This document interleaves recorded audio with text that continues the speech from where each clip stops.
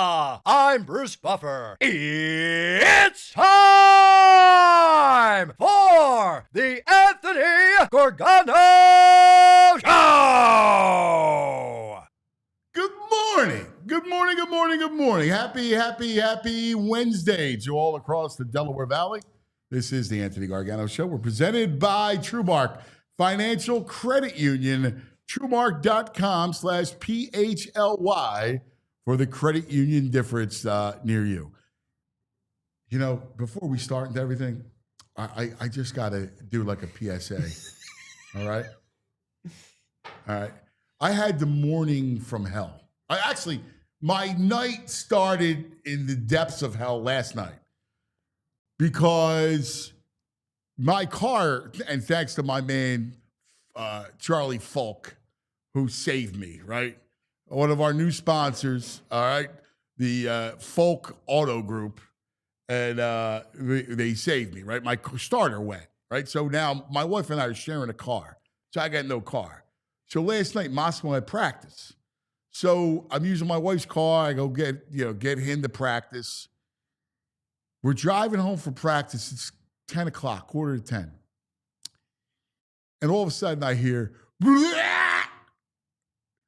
He's in the back seat because we actually had to we brought friends of ours, teammates, one of the coaches to practice. And I just hear the sound of vomitus. All right? Like it just,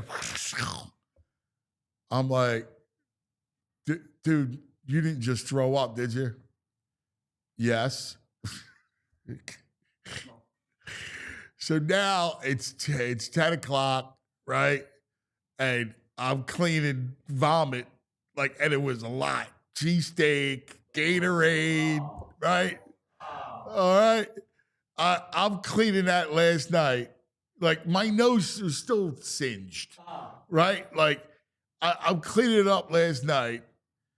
And then he's like, I go, dude, you got to take your shirt, get your clothes here. It was all over. The whole back seat was like a crime scene. And so that was my night last night, right? Sounds horrible. Right? It was. Everything got messed up. I was supposed to go to dinner with Joey last night.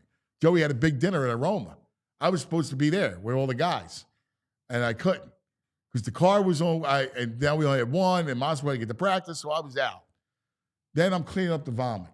So, all right, whatever. It's life, right? You deal. Everybody's sick in the house. My wife's sick. Everybody's sick. So I go to drive to work today, and you're going to watch this probably too late, but something's going on in the Ben Franklin Bridge, right? So 676, when you're driving on 42, and you can either go to Walt Whitman or go to Ben Franklin. Ben Franklin was cut off. So Waze is taking me over to Walt Whitman. So everybody's going over to Walt Whitman. So now, bro, it's all over this side, right? It's just a mess. And people are trying to get in and cut each other off. And it's just one honk fest and one bleep you fest. Then I get behind the car that doesn't have money during the cash lane, and they don't have any cash. So then the lady's got to come out, take the license plate down, blah, blah, blah, blah, blah. Right? Listen, I don't know why you're going to cash lane. Everybody goes, I'm the only idiot that uses cash, right? Because I like to talk to the people. Learning the error of your ways here? No, I choose people over Easy Pass. Oh man, my Easy Pass is a dream. It doesn't matter. Every lane was there, but I choose people over Easy Pass. Yeah. Right? Yeah. So now I got to take Delaware Avenue because I'm in South Philly. I got to take Delaware Avenue to up here to where our studios are. Because the exit on Columbus Avenue is also closed, so then that's diverting more traffic everywhere else. Yeah. So it's a mess everywhere, right? And there's people honking, and you got people that don't know where they're going, right? So I'm just trying to get to Front Street, right? So I can make a right on Oregon Avenue to come down to Delaware, right? So but there's 95 is to the left. And you got people in all the right lane just stop trying to get in. And I'm like, yo, right? Yeah, people are honking. So then there's this dude who starts honking at me, and I'm like, what? Like what? I didn't know what. First of all, I'm just trying to get around, right? Like, Yeah. I hadn't cut nobody off. I'm like, this guy, and this dude had to be. I mean, I don't know. He was probably in his 60s, right? He looked like Danny DeVito with gray hair, right? And this guy's aggressive. Stopping, rolling the window down, and I'm like, dude, you're lucky I'm late to work because I want to kick your ass just on GP. Like, I want to pull over, like by the Dunkin' Donuts, like right on Front Street. That's right where I used to live. Right? Like, and if you go to, there's the gas station right on Front in Oregon. Yep. Right? And this guy's like screaming at me, right? Yeah. And I'm like, dude, like, A, I don't know what your problem is, but B, you're going to get hurt. Look at you.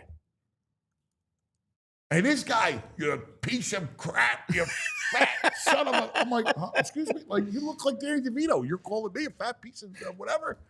This was the more... And then you get to Delaware Avenue, and there's like dump trucks, and just mayhem. Yeah, Delaware Ave's chaos. It is. It's chaos and mayhem. It was chaos before the construction, and now there's construction. Always. Right now, there's all that construction. Forget about it. Whew. The whole thing is it's crazy. The whole system's out of order. Right? Everybody's a flaming jerk off, all right, who's driving. I heard 50,000 beeps this morning. People, like, not just, I just heard people was honk, man, honk. And then there was a cop behind me. The guy's doing this thing, there was a cop behind me. Yeah. Right? And I'm thinking, the guy would be like, yo, dude, like, this guy, doesn't he deserve to get a beating? You look the other way for a second here? Do me solid, would you? Bro, I have to handle the show. I literally. Good morning, everyone. This was a freaking commute. I left my house. What time did I leave my house? 7:30? You're not even a full coffee down. You got a couple MFs and JOs. It takes me 40 minutes. On a good day, it takes me 33 minutes. I do not envy this morning commute. I come in because I take the girls to school at 9, and then I come in. I'm about to move the show. All right? I'm about to move the showtime. It takes me First of all, I'm about to move the showtime to somewhere in the middle of Nebraska where I don't have to see people. I was talking to Andrew. I go, dude, I'm out. I can't take it. I can't take it. And then you know how we are in Philadelphia. When it's crisis time, like, we're cretins. We could be supreme cretins. Oh, yeah, absolutely. Like, the cretin next to me screaming, wanting to fight. I'm like, are you delusional? We had some people from Denver in, and they were talking about, one of the girls was like, I can't drive here. She was just like, people are mean. Yeah. I was like, yeah. Yeah, they are. We are aggressive. And you know what's funny? I was having this conversation with Tooch the other night. We were at... What do you say, Tooch? Right? And I was saying to him, I said, we must be aggressive in Philadelphia. Like, no other town. It's just dawned on you? Well, we're like, I forget the context of the conversation, but it was something about the aggressive nature. And I'm like, I don't think I'm aggressive. I think I'm overly like a sweet, like, nice. And then, like, I guess if you're from here, you just become you're just aggressive when the time it comes. Yeah. Yeah. I mean, road rage is bad. Like, my mom has it, and she's like the sweetest woman in the world. Right. And she gets road rage, and I got road rage, and the girls see me get road rage. Like, it's something I focus. So bad. I focus on trying not to do in front of them. Yeah. But it's hard. No, and it's terrible. It's a visceral reaction. You never know what lunatic. Yeah. That's what I'm thinking of this Oh, dude. absolutely. I'm like, yo, listen, Danny DeVito, you don't know, I don't know who you're messing with, but you're lucky it's me and not some crazy person that would take your ass out. Yeah. Yeah, I worry about that. Like, there's a lot of kooks out there that they don't get Oh, yeah. Everybody's packing heat. Yeah. And there's a lot of bad drivers. And not only bad drivers, but aggressive drivers. I got to tell you. It's a real thing. It really is. Yeah. It's the whole world I just was like this. I got here around, I just want to, like, drink my coffee. I just want peace. Mm. You know what I'm saying? Like, you just go, And I don't know what it is about where we live and where we're from, but there's never peace here. We have never peace. Sports gives us angst, right? Everything gives us angst. There's never calmness here. No, not really. I don't think it's in our nature. Even down the shore. What's down the shore? Too many people. What? Exactly. Thank you. It's a sardine can. Down the shore is supposed to be relaxing peace. My older years, I found the Poconos and the mountains much more. Like, if you want peace, you go there. That's a good point. Yeah, like it's nice up there. You get the breeze, the quiet. Somebody's not right on top of you. Yeah, that's a good point. Yeah, because no one picks the mountains. Everyone picks the beach. Yeah, and it's crazy. It's crazy expensive. Everybody's right on top of you. You can't find parking. You know, the park where my cousin's house is, it's like a couple laps around, then you're getting ticked off. There's people walking. There's bikers. It's just like, it's chaos. It's complete chaos. It's Mountains complete are chaos. peaceful. There's no peace. Yeah, mountains are peaceful. Like, there's no peace. The only time you get peace on the shore is in freaking January. Yeah, when no one's there. Exactly. Yeah. Yep. You know, September, October down the shore are great. Yeah, it's like still nice weather. Yeah, a lot of some people gone. Yeah, but there's still nowadays. There's still forget a lot, about it. yeah. After COVID, everybody moved down there, and it's insanity. It's complete insanity. Yeah, you're not wrong. You're gonna become a mountain man. I don't like mountains. Like Hunter S. Thompson, a bunker out in the middle of Maine or wherever the hell he ended up. Vermont. Pull you. Yeah. And pull you. JD Salinger went to like the woods in Vermont. Disappeared for a couple Listen, decades. if I had someone that could buy my freaking projects, dude, you wouldn't. We were having conversations about fame the other day. Like, Andrew wants to be famous. He should, right? He's a showman, right? I was just like, I just want to be able to feed my family and not have to worry about anything. Yeah. And never drive in Philadelphia again. And never be seen again. Like, you'd see me, I have a beard. Like, I just would be like, ranting about, we're celebrating the Eagles. Yeah. EAGLES. Oh my God. So there's a big trade. The guy must have saw the trade. He was in a bad mood. The Cowboys! Because the Cowboys got an upgrade. We'll see how long it lasts. Maybe he was all ticked off about the NFC East getting better. Debo goes to Washington. Pickens now goes to Cowboys. I don't know. Well, it's interesting. Maybe he's just a big Birds fan. He's ticked off. Well, yeah. George Pickens to the Cowboys is completely their style, right? It's completely their style. Like, I still look at their team. Like, they made that horrible trade from the kid from Carolina last year. Remember, at the end of the year, they got Mingo. Oh yeah, right. Right. Like, they love their tall receivers. They had no running back. They had no running game. I don't fear them. I don't think they're good. They're not that well run of an organization. I don't fear them either. I think that the Commanders had, Tyler Booker's a good player from the draft, so that's probably a little upgrade there. But there's still an unproven line. You lose Smith, you still don't have a running back. Their defense was kind of Swiss cheese. Like, I don't. The Cowboys aren't really a concern to me ever. Well, no, Pickens Lamb, right? I go, all right. It's nice. I mean, I get it, but I'm with you. Like, I look at it and I go, all right. Even Debo, I like Debo. He's okay, but I don't fear Debo. No, I would fear A.J. Brown and Devontae Smith. Right, like put it this way, they got to think about us. Tyreek Hill 2 years ago, you feared. Oh right? Yeah, Debo, I don't fear, especially now. Like, they used him as a half a running back in San Francisco. A lot of hits, I go, all right, good player. Don't get me wrong. Yeah, and McLaurin and him is Scary Terry and him. It's nice. It's nice. Yeah, but I don't go. Oh, Jaden Daniels, we'll see. But there's probably a sophomore slump-ish coming with that. But like he scares me a little bit. Jaden, listen, I think he's the truth. They're trying to move in a good direction. I don't think he. I don't think he has a slump. Like, I think he's going to be good. Yeah, he's better than Dak. Yeah. I just think he's good. I think he's going to be good. He's way better than Dak. But, he can move. I mean, Dak's not going to move. I just look at them and I go, they're good, but I don't know. I mean, I still look at this Eagles team and go, their defense is going to be what brings them with dominate. And then, oh yeah, by the way, you got all those all pros on offense. Yeah, Zach and I on the Eagles show the other day did the depth chart this year compared to this time last year. And, you know, you can make the case that this year's depth chart is better than last year because last year you didn't know what Bond was at the time, at this time of year. You didn't know what Becton was going to be. Now you have, like, you know, your DeJean emerging, your Quignon emerging. Jalix Hunt took a step. Nolan Smith took a step. A lot of the guys on the team have taken that next step where, yeah, you don't really fear anybody in the division because you're kind of set up. Yeah. Like you had a lot of, and Jalix Hunt, like, might have been the cherry on top because I don't think anybody saw that coming. Dude, that much, that quick. That quick? No, I liked him. And then we talked to Baldy and I talked about him. Baldy will be on at 10. Oh, Baldy. And we talked about him like, you know, he flashed.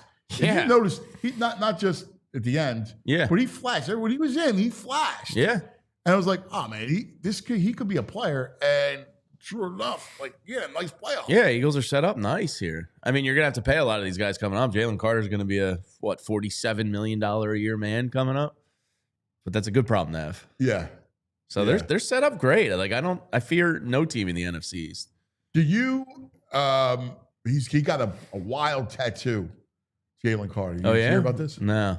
So he had this He's the bread man. The bread man? Yeah, he's got the bread man all on his forearm, and that's his his Twitter handle. Oh, I assume it means the money. The bread man. So what's the new tat? I don't know. He's back. He got this whole, but he got put under anesthesia. Oh, really? To get this tattoo. How long did that take? Hours. Gotta be. To go under for it? Yeah. Like, if you're going to go under for ink, I mean, that's intense. That's a piece. Like, on your back. Oof. There's no pictures out of it yet? I'll snoop around. You are Mr. Social Media. Yeah, I'll snoop around. So you know better than I do about that. But I just saw the thing that he had to go under anesthesia. Oh, yeah, here it is from Dov Kleiman, one of those terrible aggregator accounts. Includes an angel, an eagle, a gorilla, and a lion. So apparently it's like this huge jungle scene. I'll send this to Andrew. Wow. And it's on his belly. He got it inside of his biceps, his entire chest, and I guess it's on his chest and his back. And it's got Opaka. Where's he from in Georgia? Opaka. Oh yeah. He's got like Opaka street signs, and he has like a whole artist team. Wow. This is kind of wild. I'll send this to Andrew. Now listen.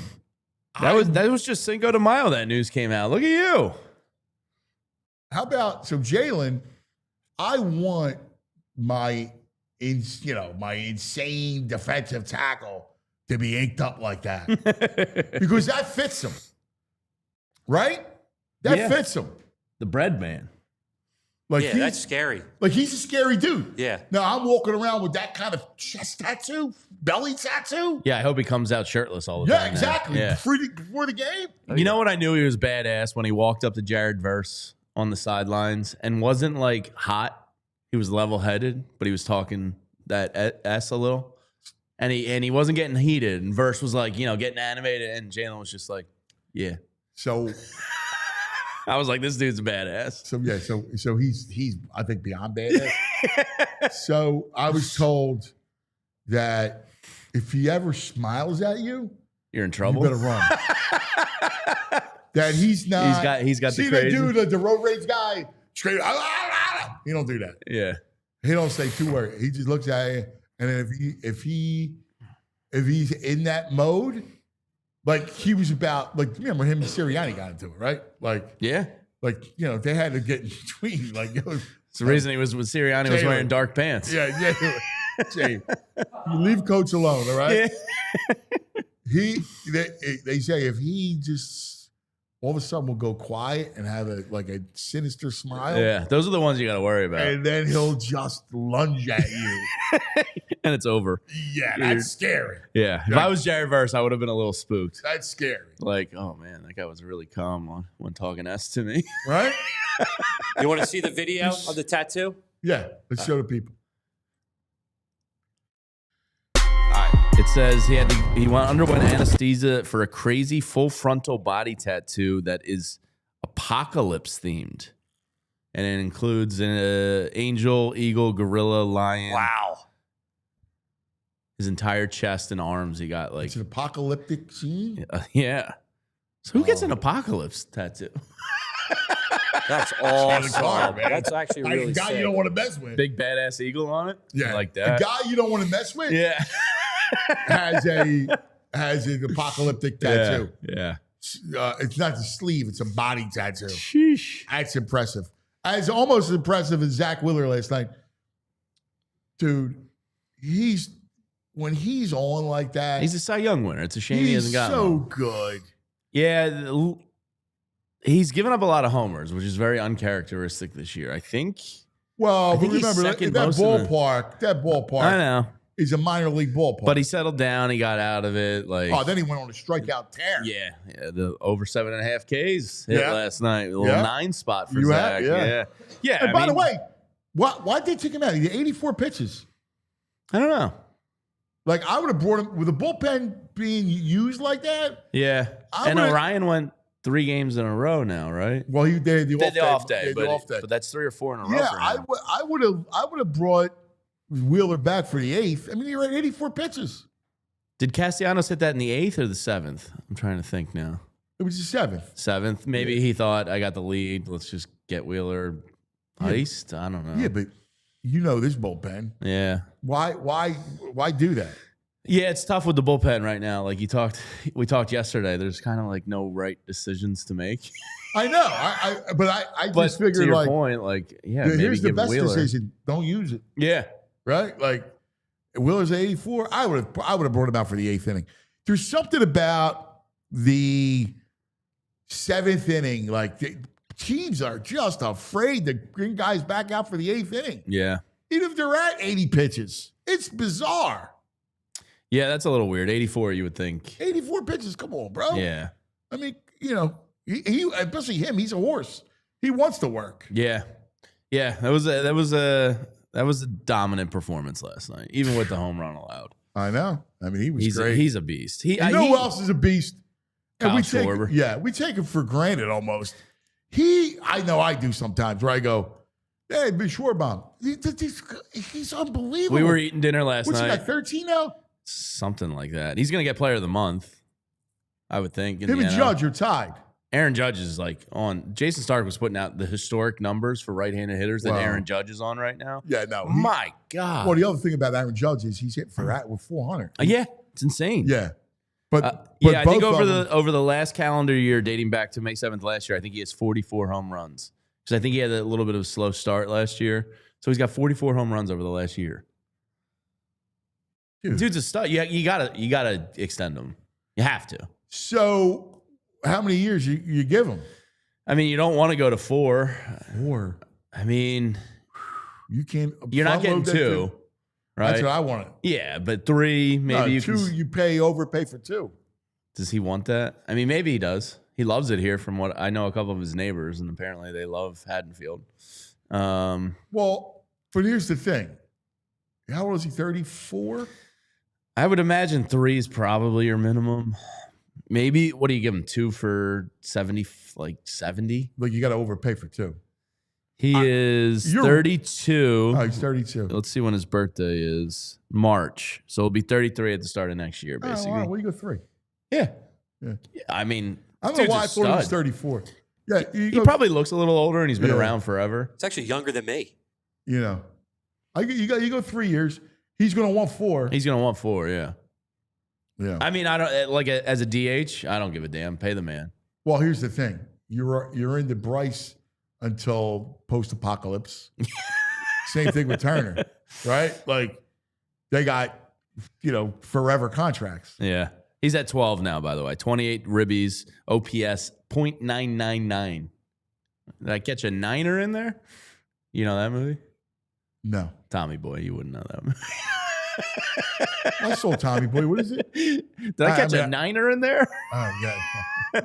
I mean, I've seen it. Yeah, I mean, yeah. I've never studied It's not it. a quotable movie for you. You're right. I mean, is it a click and stick Tommy Boy for you? Yeah, absolutely. Is it one for you? Yeah, Click if it's and stick? on, I'll watch it for So sure. it's a click and stick, Yeah. Tommy boy? Yeah. Yeah. How about you, Joey? Kids. Yeah, well, he's younger. Yeah. Yeah. That's like a Nick at Night throwback for his era. Yeah. Yeah. You know, well, but the Tommy boy, I mean, listen. I mean, it is great. Yeah. Like, he is. Chris Farley's outrageous. He is. He is fun. And what you call it's the straight guy is the best. David. Right? Like, Yeah. because he's such a, a dork. You know. Yeah, it's great. Yeah.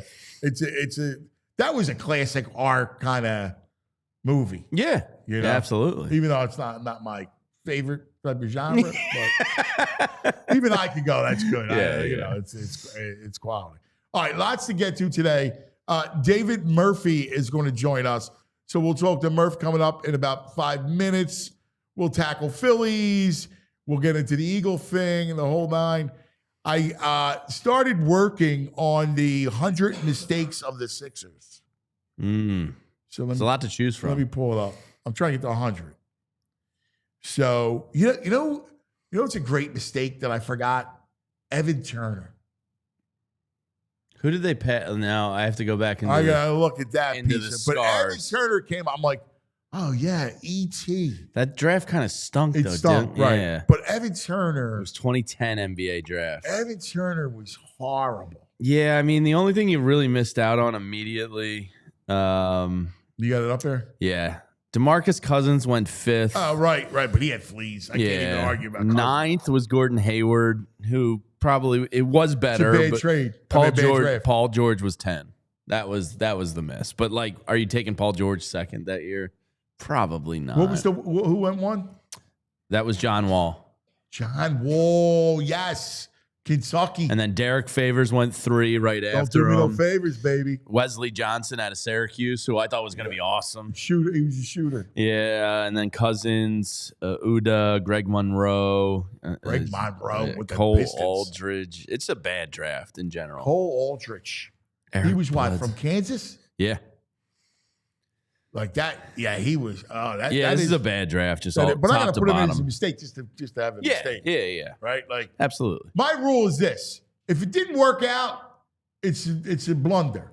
I don't think Even though there's reasons why, like there's some blunders worse than another. But I'm gonna get the 100. the only Evan Turner's All-Stars got to be there. in the 2 rounds were Paul George, DeMarcus Cousins, and John Wall. Wow. And those were, outside of Paul George, kind of early flameouts. Now Walls was kind of health-related, but Yeah, but John Wall was not a great. He wasn't a good shooter. He was lightning fast. yeah. But he was not a good shooter. That was a bad draft, man. Damn. There was a lot of bad drafts. Yeah. You know what? Like for every Wemby, you got a lot of slop. Yeah. You know, a lot of you got to get through a lot of slop. All right, let's get to let's talk about some of our friends, shall we? Let's get to my man. Let's talk about Parks Casino.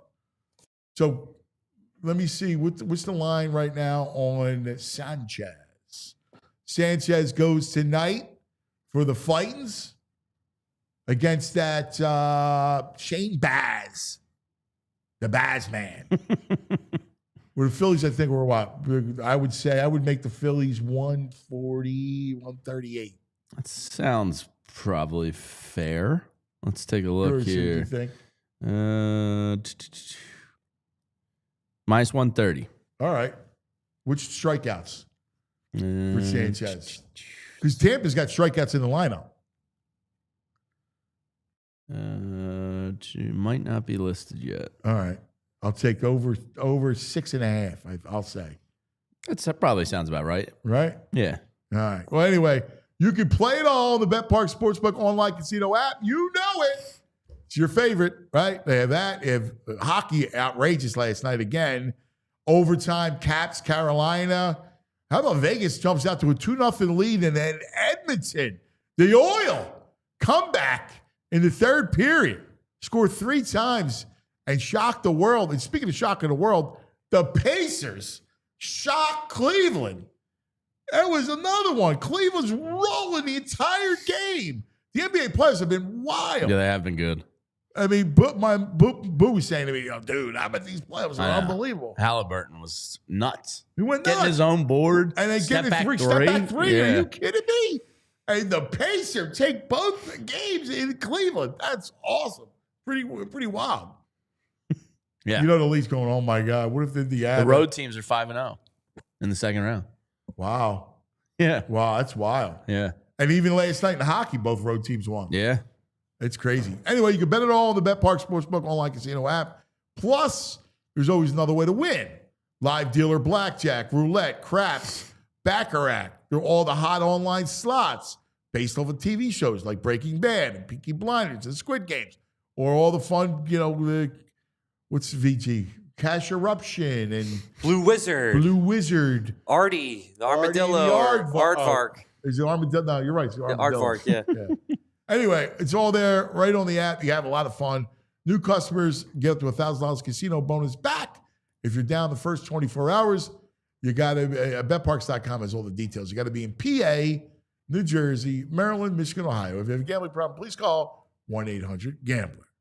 All right. You want to talk a little bit about Empire? Empire today. If you're like me, you hate the big box stores because they're awful. You can't find an expert to talk about. It's overwhelming. And you just sometimes got questions that you need answering. With Empire Today, they'll come right to your front door. And with their new virtual floor designer, they can show you what you're looking for after hearing your questions, concerns, and show you what your new floors are going to look like right there in your house with your furniture, with your, wall colors, everything. It's perfect, and they're only going to give you the stuff they're going to want to put in their own home. That's why Empire Today is the best. With the shop at home convenience, there's no questions. Everything will be answered for you. You're just set. And with the next day delivery, if you're impatient like me, boom, they'll have you taken care of. And right now, schedule a free in-home estimate today because some things are just better at home. Code PHLY. Listeners can receive a $350 discount when using code PHLY. You heard that right. $350 off with code PHLY. Restrictions apply. Visit Empire Today/PHLY for details. Empire Today. That's right. All right. Now joining us, new dad. Oh, boy. In the ringer. I love talking to him. He's kind of like following along vicariously. He's not quite here yet. Okay. Yeah, he's doing something with the Truist championship. Something popped up or something. The Pro-Am is today. I wonder if Dave's out there. I saw Jeff Nyberg, his counterpart at the papers out there. Kelsey was teeing him off. Oh, really? So that's one of my nugs of the day we'll get to later. There's some cool stuff happening around town with the Truist. Really? Yeah. I'm going on Saturday. You are? Yeah. It's about 1.2 miles from my house. So I'm going to have a Bloody Mary in the morning. I'm going to ride my bike up there, lock it up on a fence, and go check out the day of golf. Nice. I can't wait. He's here. That's nice. Yeah, the Truist is cool. I mean, Philadelphia Cricket Club is one of the most historic courses in the country, and then it just had a long span of getting neglected by the PGA, and it's back. And it's a great story. It's pretty awesome. All right, let's get to our man, new dad, our buddy, David Murphy. Good morning, my brother. How are you? Morning. Man, they let Jamie Lynch back in, huh? I thought he was I thought his key cards were deactivated. They kicked him off the property. What's up, Dave? That's my boy. Listen, he and I have been together for how long? 2 decades. I had him in all 3 spots. I don't know. He's like a fungus. I can't get rid of him. Stanza. Yeah. He's a common law child at this point. Speaking of children, how's our boy? Oh, dude, he's doing great, man. He's, just eating, sleeping, and pooping. And then, crying when he's not doing one of those 3 things. So that sounds about right. Yeah, no, he's doing great. It's crazy. He's, it felt like for the first couple of weeks, that, I mean, Aunt, you got kids, they're just kind of lumps for, a week or 2. And then all of a sudden it's like, every day it feels like, he's developing more, he's babbling and smiling, and that's what he just started smiling over the last couple of days, which is that's a pretty cool thing melts to see. You, dude. He starts smiling. Wait till the little giggles come. It's you melt. Well, the funny thing is everyone with their kid is like, my kid's gonna be walking at 2 months and doing calculus at 3 months, and we got home from the hospital and like, the first day he's sitting there on my lap and he cracks this smile and I'm like, Rebecca, see this kid's, he's already got emotions. He's and he lets out the biggest poop you ever heard in your entire life. And it just turns out the kid smiles when he poops. I guess that's what the kid says. But don't we he's all? actually, so does the bro. Yeah, I know. I tell him every time, I'm like, dude, this is one day this is gonna be the best 10 minutes of your life is going into that water closet and just escaping from the world. But that's been a big thing. The guy was really struggling to push him out for a while, and it sounded like he was pushing a blocking sled. And now it's starting to flow. So yeah, a lot of big stuff happening at the Murphy household. Good. So you're at the Truist today. I'm not there yet, but I will be. Marcus is there right on site right now. I'm writing live tomorrow, so I'll be there for the first round. It's a pain in the butt to get to. Part of the reason why PGA does not come to these courses is, it's kind of a logistical, free for all. So. I'm still not sure if I'm going to head out there today or not. But yes, I'll be there all weekend. And we've got, in typical Inquire fashion, we're throwing the whole staff at it, and it'll be interesting to see what these guys do to this course. Yeah, I live right there, and it's like a 2-lane road that surrounds it everywhere. Like, they've been putting up the shuttle signs all over Flower Town. I'm sure they're using Plymouth Meeting Mall to shuttle people in. It is a lot. How are they going to handle this course? The pros? Yeah. Fine. No, I mean, no. What's you guys know the course, so you guys tell me. Well, I've been at cricket twice over the last couple months. Went out there and played it. Not very well, obviously, but got out there and saw the course. Marcus is actually a really good golfer, but I hit more shots sideways than straight. So we were talking, asked that question to everybody, caddies, members, and I think they think our caddy said he thinks these guys are going to be 20 under. Yeah, I think they're going to. They're going to crush it, and look, I'm no golf expert, but I will say there's not a lot of trouble on the course. Yeah, it's fairly open. And, they took down a bunch in the renovation that they did in 2013. They took down a bunch of trees. There's not a ton of water. So I think that given the way these guys play, I mean, there's even one hole, I forget what it is because they reconfigured the layout for this tournament, but if they don't make the adjoining hole out of bounds, these guys are just going to like cut over it to get to the green. So there's a lot of stuff like that in there, but at the same time, look, they can do a lot of things with the greens and the rough, but there's only so much you can do, especially when you got soft conditions like it is today. So I would guess that they're going to go pretty low. And I don't think that's necessarily a bad thing. I think that I think the course is interesting enough that they can go low and still have it be interesting, especially the greens complexes. They're really kind of funky and kind of that's the heart of the course is the approach shots and the kind of the green complexes. Well, this is like a precursor to next year.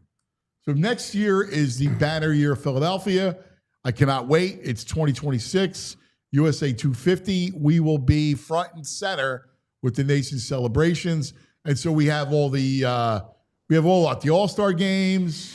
I know we have baseball. We have the PGA's at Aronimink, right? Which is the big one. U.S. Open's coming Obviously, to Marion. the World Cup is 2030, coming. but yeah, there's a lot here next year. In fact, we have a big World Cup show on Friday. The World Cup Philly people are going to join us on Friday. Oh, nice. So, like, it's going to be, our time to really shine here. Yeah, you got this. I mean, you got the Sixers who will be, undoubtedly putting it all together after an important offseason. Yeah. It's gonna be. So you know what I'm working I'm on? sorry, man. I just can't. I really can't stop thinking about the Sixers, no matter what happens. You know, like especially with the arena name change yesterday. That organization is just, you know, it just all comes back to how bad they are. It's just comically levels of bad, and it's really hard to like even think about anything else besides that right now. To me, you know, at this time of year, it's just nuts. Well, especially if you see like an epic comeback by the Pacers last night, and you know, there's TJ McConnell, mind you, right? Like you got ex-Sixers everywhere. Jimmy Butler in Golden State last night, right? Like it's all over the place. But listen to us. I started this little thing, and you'll love this. You know the Wilt 100? He holds up the sign. So we're going to do the Sixers 100 mistakes, the 100 blunders. So we start talking, and you're like, can you get to 100? Oh, freaking yeah. If you start to go back into it, the colossal blunders and mistakes that this franchise has made. And I don't know, if you start at trading Wilt Chamberlain and go north to today, it may be 1,000 mistakes. I was going to say, I didn't know you're going to have to get a longer list if you're going all the way back to Wilt. I just thought you were talking about in the last 5 years, you know? Think about it. Think about the level of just bad picks, bad trades, bad hires. It's, like, so I have this concept called sports karma, which I believe in. You know, I'm a very nuts and bolts, facts and figures kind of guy, but I do believe that things kind of the gods will penalize you for doing things the wrong way. And look, I was a big process guy. I totally got it.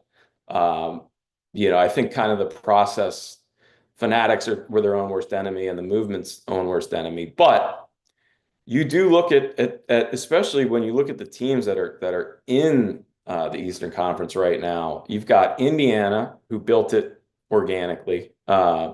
You've got Cleveland, who, look, did they tank? Did they not tank? You know, you can't ignore the fact that they got 3 top, 10 picks on that as the core of that team, but they did it organically. You know, they kept the guys together. They didn't go out star hunting. You know, and you've got the Knicks who kind of did it the same way. And you've got these teams that have really lapped the Sixers, you know, and have done it in the way that the Sixers said it couldn't be done.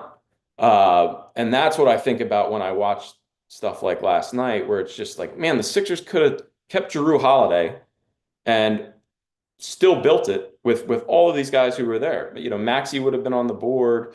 You know, there's all these guys, whether it's Mobley, whether it's whatever, you know, they could have lucked into one of those guys one of these years when they had a down year, made the right pick. Instead, it was like, you know, it was this like engineering feat they tried to build it up to be, and the foundation wasn't there. You know, that's the continuity is what we're seeing in the NBA right now, how much that matters. And it's the biggest thing that's been lacking with this team. And quite frankly, it's the reason why they're so disappointing to watch, because they're just like, you've never been able to invest yourself in them because it changes every year and the product gets worse every year, you know? Yeah, it does. And you think back to it, and they could never figure out.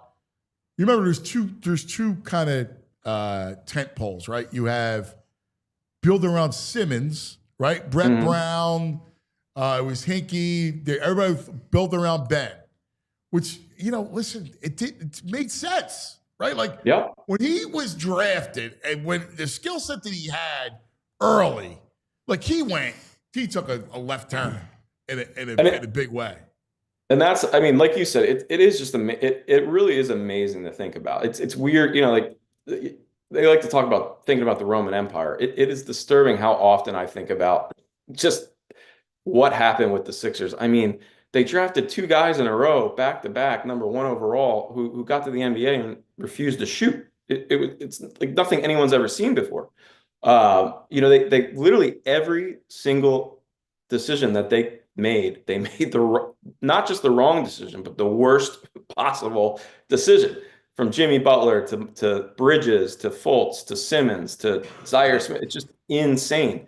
And the Celtics are another one, where the thing I think about a lot is there was a time where people, especially Sixers fans, snickered at the Celtics and said they were stuck. They had Tatum, they had Brown, they had been together 4 years and they hadn't done it. Where are they going to go from here? And yada, yada, yada. And, turns out they were just building a team like teams used to be built. They have 2 stars that obviously they needed high draft picks to get, but they didn't go out and we're star hunting. Star hunting. Just that I'll never forget sitting there and listening to Brett say that repeatedly in his and look, God love Brett. He's the least person to blame, but the delusion was so thick back then. That press conference when he was talking about it, it was about LeBron James and prime Paul George were the guys that were never going to come here. It's just amazing how thoroughly they diluted them. And then the other thing I'll say about Fultz and Simmons, 2 guys who were losers in college and who, to me, if you're a top 5 pick, there's no reason your team should be bad in college. We've seen Steph Curry, Kevin Durant, Harden at Arizona State back in the day, single-handedly make programs relevant. And if you've got that much hype and your team is that far away from being great, there's got to be something there, which is why, as much I like Dylan Harper a lot. I was just gonna say, Dave, we got Rutgers this year with 2 top 5 picks, and they stunk. There's no way in heck. The other guy, I think Bailey is kind of the guy that I would. Me too. I got a little obsession. I think Harper pops on film, but still, there's something there, and I think that's one thing Daryl Morey even has probably learned over the last 3 or 4 years. There's such a thing as winning basketball and a winning basketball player, and especially in this day and age where these guys have so much other stuff floating around them besides winning. There's a mentality that you have to have, and amazingly, none of the guys that they've drafted, including the big guy, unfortunately, they don't have it. They just don't and that's what only thing Embiid's been missing is that Jalen Brunson, I'm going to take this ball down the court, and instead of whining and tackling you when you do something I don't like, I'm going to back you down and score on you and give it to you that way. And Embiid's never had that, and that's something that they need to be looking for, and it's a differentiator when you get to the top kind of tier of elite athletes. Well, and you bring up Morey, and let's talk about the architects, because when you talk about the Boston team, right? Yeah, Tatum, Brown, and systematically built the thing. Drew Holiday, right? Yeah. You get Drew, who's a great defender. And part of this is paying the luxury tax. Yes, they're almost $50 million over. Next year is 150. But they're going to blow it up, but there's an ownership buy-in to keeping that team together. Agree. But they also but there's also a logical way. These are still teams, especially in basketball. Anyone who's played basketball understands the fact that, look, the Bulls did it with Jordan. They found the perfect role players to go around them, and Ron Harper, and Rodman and B.J. Armstrong, and they had 2 sets of them really. Horace Grant, was the perfect role player on that first iteration of that team. And you're seeing it. You saw it with the Warriors, with Iguodala and Livingston and those guys. And I was thinking about, I was talking to somebody the other night, Derek White and Jrue Holiday. You could not have created 2 more perfect 3rd and 4th starters for that group. Yes. 2 guys who do the dirty work, shoot the ball. They play defense. They play hard. They're exactly the kind of guy you need. And then forget about Horford's time here, but Horford there is exactly what you want, right? That role of defense, right? Rebounding, being a pain in the ass, knocking down a 3 every once in a while when you're wide open. It fit in that rotation. My hot take is I actually don't think Horford needed to leave necessarily. He just couldn't play. He could have played with Embiid. He could have played with Simmons. It was the 3 of them together that didn't make sense. And it couldn't make sense. And unfortunately, I think the wider now, don't get me wrong, Simmons you know, he had a bundle of issues, and you know, he was a problem. But the wider the lens gets out, and I've always been a huge Embiid supporter, but you know, you look around and you see these guys that used to play with him thriving elsewhere, you know, and you see just a whole line of veterans that kind of feel like they've left Shawshank once they you know, get away from him. And you know, you have to wonder, like, maybe the guy, maybe it's him, you know, and I feel like, you know, the knee might not be at a place where it matters anymore what he tells himself, but he always needed to get to a point where you look at the mirror and say, hey, at some point the evidence suggests that I might be the problem. I think Taylor Swift had a song about it.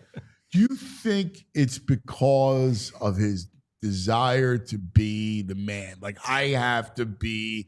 There was a lot of me, I, MVP. You know, like, I want the ball at the end of games. And God bless him. Listen, I get it.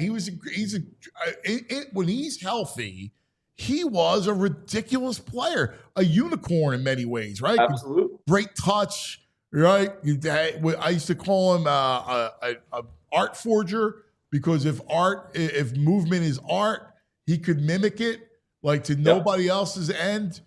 But like, he had to dominate the ball, and he had to do this, and he so badly wanted to be a LeBron peer. Right. Yeah. Except I think there's two things. I think number one, and let's be fair, because I think Embiid's, you know, I think he means well. I think he's got a good heart. I think he cares. But look, you know, you can say all those things about many 10-year-olds, you know, but part of growing up is becoming a man and dealing things when the chips are down, and learning how to channel your emotions. And I just think, so one part I think is emotional immaturity. I think he's been emotionally immature. And I think, look, part of that is probably background, where, you know, when you're that big and you're that good, you know, you have a bunch of people around you that never tell you no, that never tell you hard truths, that, you know, you don't, and frankly, you don't have to work on things in order to be good. So I think that's the second part, where he never really, there's just some fundamental things in technique that he never got down. I mean, I was watching Sengun play the other night and thinking about, man, you just never see Embiid move like that, or, you know, the ball always sticks in his hands. Like it's always that tentative kind of like, and look, you know, he's like the smart kid, you know, procrastinator in high school, where he's good enough to whip up an essay at the last minute, but he's not as good as he could be because he's not putting the effort into it, you know? And, that's right. You know, it's the maddening thing about him was always, like, my biggest thing was, like, he never jump stopped, you know, like half of his injuries, if he would just learn how to, like, you know, just come to a full and complete jump stop. And, you know, Butler does it better than anybody else. He gets to his spot and he's like, I got the ball in my hands. I don't have to rush. I'm going to sit here. I'm going to pivot. I'm going to make a wise decision.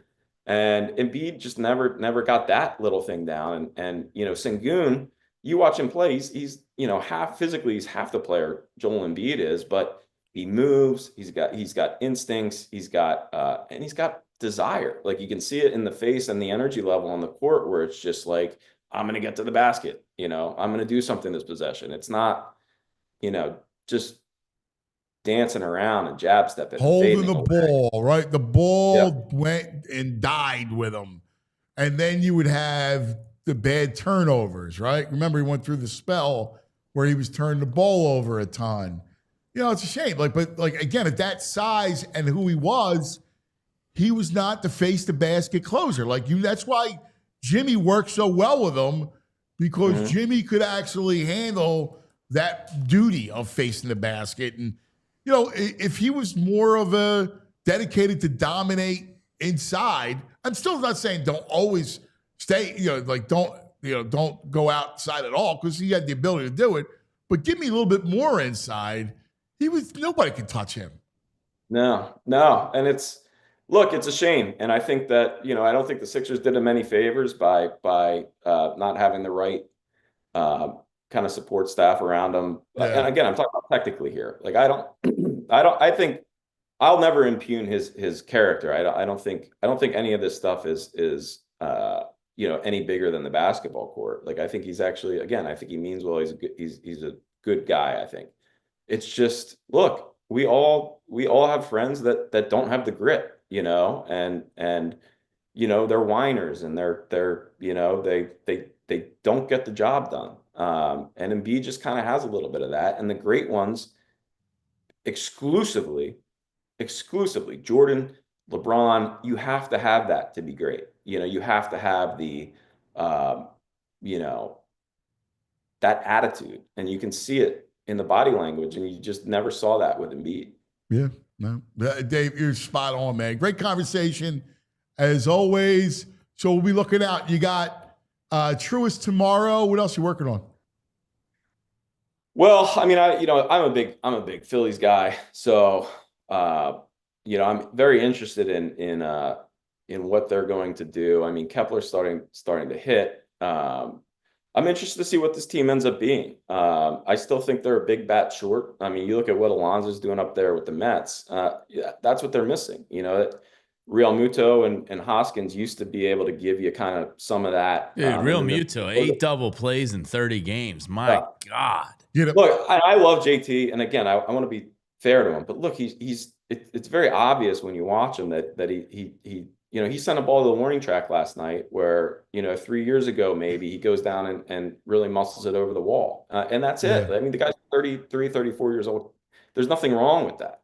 He's still a guy who in the 7, 8 hole, 9 hole maybe, on a great team, that's where he's hitting and he's contributing there. But the problem is they never replaced Hoskins, and now they haven't replaced, the guy Real Muto used to be. And you look at the great lineups, Lindor, Soto, Alonso, you got 3 guys you got 3 guys in a row that nobody wants to face. And the Phillies have 2, and that's it. That's pretty much the story of that lineup, Yeah, no, that's the truth.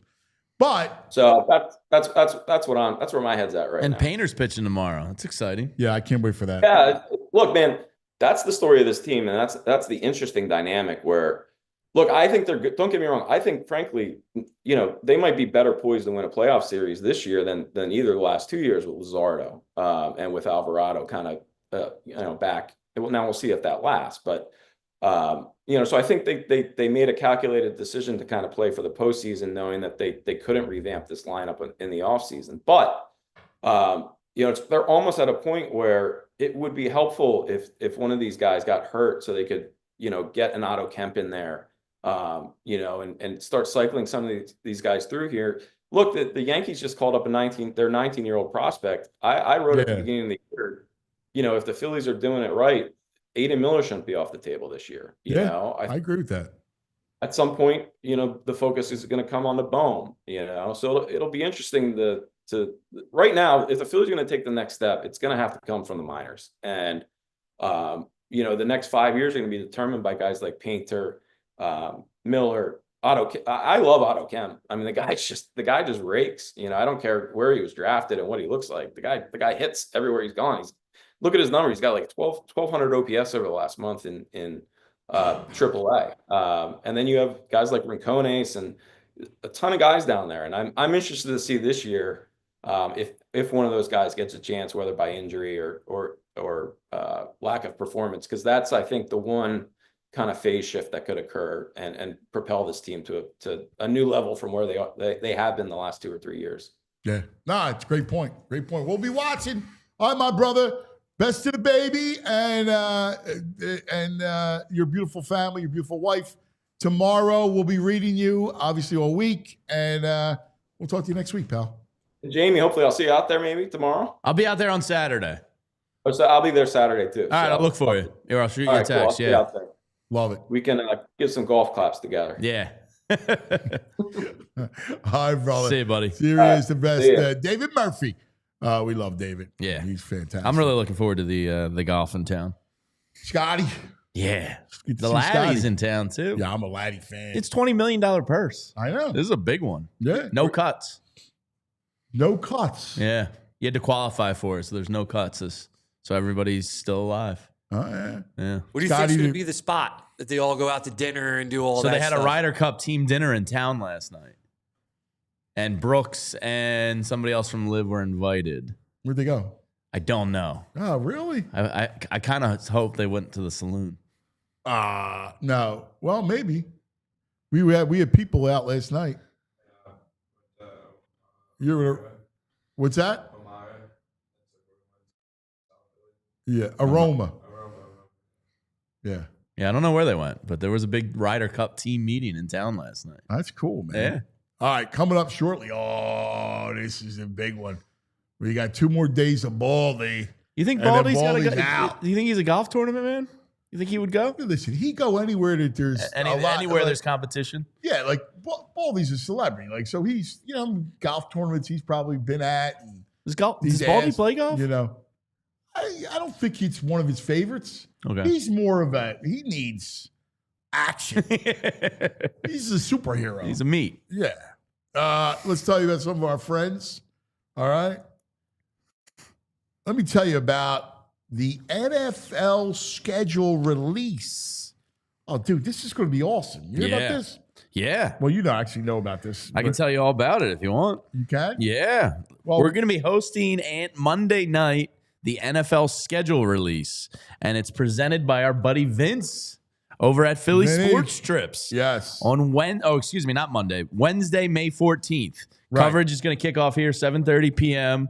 And we're going to break down Fran, Bo, and Zach, I believe, the 2025-26 NFL season schedule. And you can tune in here at PHLY to watch them react to the matchups coming down the pipe for our reigning Super Bowl champion Philadelphia Eagles. I'm involved. Yeah, are you? Oh, I didn't even know that. Okay, that's even better.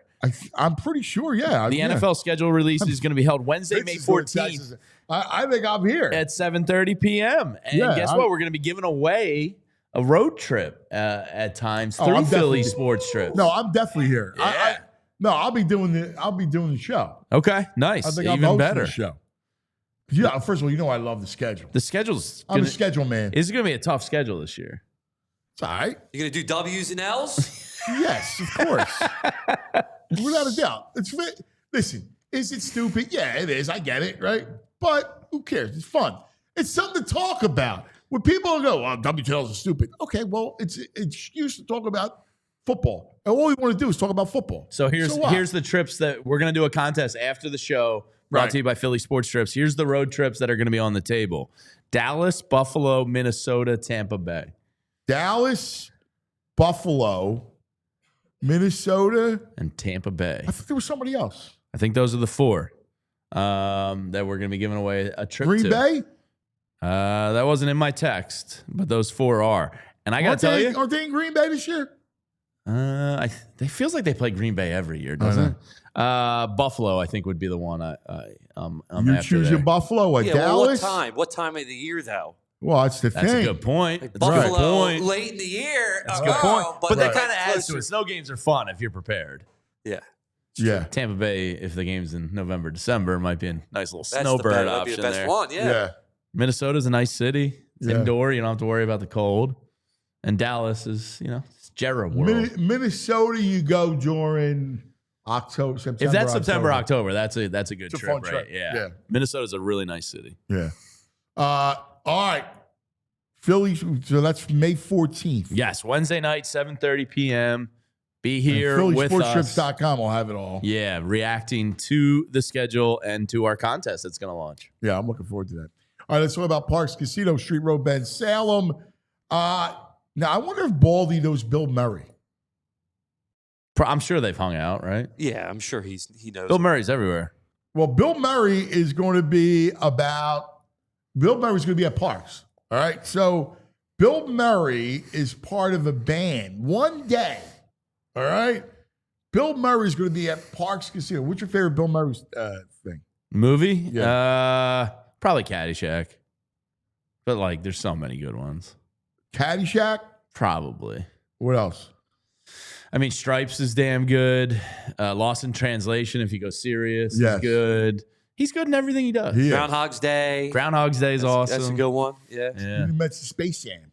Space Jam. I watched Space Jam 1,000 times with Anthony. and Massimo. Yeah. Yeah. Parks Casino, Arch Casino of choice again, has Bill Murray.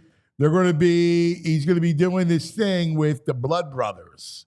So it's November 15th, 8 p.m. All right, one show with the Blood Brothers. They are at Blues Rock. All right, they do it. And they won the Blues Rock Album of the Year for their debut record. The Blood Brothers, Mike Zito and Albert Cantiglia with Bill Murray. Also, tickets on sale for these shows. June 6th, Taj Mahal, Kev Mo. A bang, bang, bang, bang. Vamonos, vamonos. July 3rd, Gary Clark Jr. Here come old flap top. He come grooving up slowly. KC the Sunshine Band, July 18th. Get down, get down, get down, get down, get down tonight, baby. Bye-bye. You are great like Loud Lizard. UB40. Red, red wine. There you go. Comedians Brian Regan, November 22nd. Russell Peters, September 27th. ParksCasino.com to buy tickets for all shows. Parks Casino. This is how you win. You got to be 21. If you have a gambling problem, call 1-800-GAMBLER. I think I forgot my favorite Bill Murray role ever, which is, I just saw it. Why am I blanking on this? He's great in the Wes Anderson movies. Royal Tenenbaums, phenomenal. But Ern McCracken in Kingpin. Oh, yeah. Fantastic. Didn't I tell you to call me Big Ern? Yeah. All right. Is our boy there? Yeah. Can't wait. The one, the only, Baldy.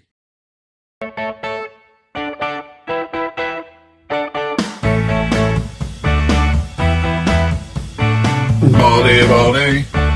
Oh, let's talk some football. Ay, Baldy, Baldy. Oh, he likes pizza and football. Oh, Baldy. There he is, legend himself. He is here. He's back. Oh, great. I'm coming over to see you tomorrow. What's up, guys? I saw Baldy posting on Instagram his vineyards. He's getting the garden into shape there, Baldy. You're following, huh? What's up, bro? You're What's following, happening? huh? You seeing this stuff? Yeah, vineyards in the greenhouse coming into form, huh? What do you mean I vineyards? got a lot of work to do, bro. A lot of work to do, man. Oh, my God. What's he mean by vineyards? I grow grapes, so I have an arbor, a grape arbor. Dude, you grow grapes back there? Yeah, Merlot grapes, man. Wait, how did I miss that? I got a grape arbor because I got a grape arbor. arbor. They're coming in big. The vines look thick. I think it's going to be a good year. We'll see how hot it gets, but yeah, I was just checking it out today. Like, plus, I got a wine guy that we could make the wine. All right. Well, I mean, we'll see what it looks like. Every year is a good year, but if come September 1st when you got to pick them, we'll see what it looks like. We'll see how thick it is, sweet they are, and we'll get something going. I like it, man. Yeah. That'd Baldy's be great. backyard's awesome. No, it's like first of all, the koi pond. Yeah. Right. The greenhouse, the pool. Yeah. I mean, it's like the grotto at the Playboy Mansion. Yeah, except that while I was gone, the deer ate every single hosta in the back garden back there, man. So they had themselves a nice nice buffet. Feasting. Yeah. But it doesn't look quite as it doesn't look quite as charming as it normally does back there right now. Oh wow. A deer are a pain in the ass. They eat my magnolia all the time. Oh yeah. Best. How's see your those deer prints. tomatoes? You got good tomatoes back here? I'm growing them I'm planting them all this weekend. Yeah, good. Yeah, next 3 days, man, I'm doing nothing but put my hands in the dirt. Nice. Yeah. A couple things before we start. Yeah. Bill Murray. Are you friends with Bill Murray? I heard you all talking. So I was thinking, they have this golf tournament at Duke annually. It's a big deal. They get a lot of celebrities that come to this thing. So it's the Duke Golf and Tennis Classic. All right. So they invite me one year. It's early. It's like 84, 85. So they got us at this really nice hotel. They got a car pickup to come, drive you to the course, the whole thing, right? I mean, it's really well done. So I get in the car, and who's in the front seat but Bill Murray? Like, he's one of the celebrities, right? So I'll never forget it. And he's like, I think you mentioned one of the movies, bro, like Stripes, right? Yeah. One of my favorite movies of all time. Anyways, in that Stripes voice of his or Caddyshack voice of his, he checks the glove compartment and he goes, "Oh, they got rid of the drugs. That's good. That's good." I don't know. Like that's my only conversation. That's my only meeting with Bill Murray. Did he he had to be a Baldy fan. Did he Well, I mean, he was a big, obviously a big Chicago guy. Right. Cubs, Bears, all that stuff. But, I was just getting started. I was like my second or third year in the league. So I did he talk hadn't really made my mark yet. Did he talk football, Bill Murray? I know he was a basketball guy. He was just Bill Murray, man. Like we were throwing lines at him. Me and my buddy in the back seat throwing stripes, Caddyshack lines. We were just throwing stuff at him. He was very gracious at that moment. Yeah, I can totally see that. Yeah. Are you a golfer? Well, Jaws has been hounding me to play in this tournament on June 4th or 5th. I usually play like 2 or 3 tournaments a year. I live on a golf course. I never play. But I don't know. Like I could get into it. It just takes too much time for me. Well, that's what I said. I said that that's not the sport for you. You need more action. You need a little danger. You need the water. Like you need that. I mean, look, that golf does it for you. Of all the times we hung out, you never really talk about it. Nah. I mean, I got the clubs. I could go out there and play. I don't embarrass myself. But, it's hogfish season in Florida. Like, I'd rather go hunting up some hogfish right now, like a good grouper. Sure. If the water clears up, I'd rather jump in the water for 2 hours, go grab a grouper or grab some hogfish and, have dinner for the next 2 nights and, really satiate my appetite for getting in the water. See, that's Baldy. Don't worry about golf. That's Baldy. News of the day. The Cowboys make a big trade. George Pickens, which is par for the course. Pickens and CeeDee Lamb, they like their tall receivers. How do you see it? Well, I sent a guy in Pittsburgh a text as soon as it went through, and I said, more adults, less children. That's what I said. Like, if you want to take the children on your roster, all right, just know what you're getting. You're not going to get the most mature guy. You're going to get a deeply talented guy. I mean, it's funny. It's like, I'm not here to trash George Pickens. He makes his plays. But I remember talking to like Mike Tice and guys that were in Minnesota with Randy Moss in his prime. Now, I'm not putting Randy Moss in that category. Randy Moss is a legit Hall of Famer. But they would tell me that if you want to see the best of Randy Moss, go watch him in practice. The games, you see a highlight here, you see a great catch there, run after the catch. In practice, you just see crazy stuff. One-handed snags, and I have a feeling like just being out in Latrobe the last couple summers, that's kind of what you see from Pickens.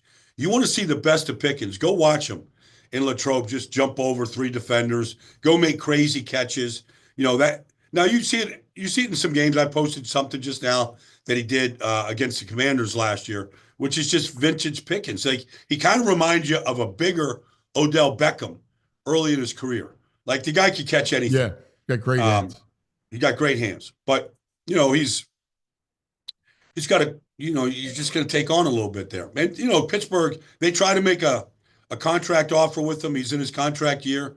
He didn't like it. They just signed DK Metcalf to a big deal. He wasn't going to just take, whatever they were throwing at him. And they're like, we just signed Robert Woods. We got, this kid Roman Wilson never played last year. We'll go pick up, I don't know. If Tyreek Hill becomes available, we'll go get. So Pittsburgh probably feels okay about it. He wasn't the best locker room guy, best worker, blocker, that kind of thing. No, and you wondered, listen, I know that there were quarterback issues abound, right? But you kept waiting for him to take over games, and he didn't do it. He didn't do it. And it's interesting. I don't know how that's going to work in Dallas. It's another weapon. Well, here's the thing: is he's almost unilaterally an outside receiver. He does his work outside the numbers. So he's running go routes, stop routes, stop fades. Like that's what he's doing. in quick slants. You know, you could put CD anywhere on the field. He can run any route. So they move CD around. He's in motion a lot. He's your Z. They throw him in the backfield and run him on Texas routes. Like they really, and so now you got a true X with the true Z, and then you got your tight end Ferguson. So you got you got some pieces there for sure that the offense should be more explosive. Dak should have more options. To have a big guy like that can really adjust to a ball in the air. Baldy, what's your impression? Like CeeDee Lamb, top 5 target receiver in the league. How's George Pickens gonna, from what your understanding is, gonna react to maybe not getting the ball as much as he'd like? Well, he doesn't read books on the sideline, but he probably will, we'll read the body language, bro. If he's not getting the ball and they're forgetting about him. He did that in Pittsburgh. That's not going to change. That's who they are. It's not, I'm putting a lot of receivers in that category. If they're not getting their hands on the ball, getting targeted, they don't go to sleep, but they feel like, what's my point out here? What's my purpose out here today? So you can see some of that for sure. So I'll ask you this, Baldy. When you look at that offense, I still think they're missing a back.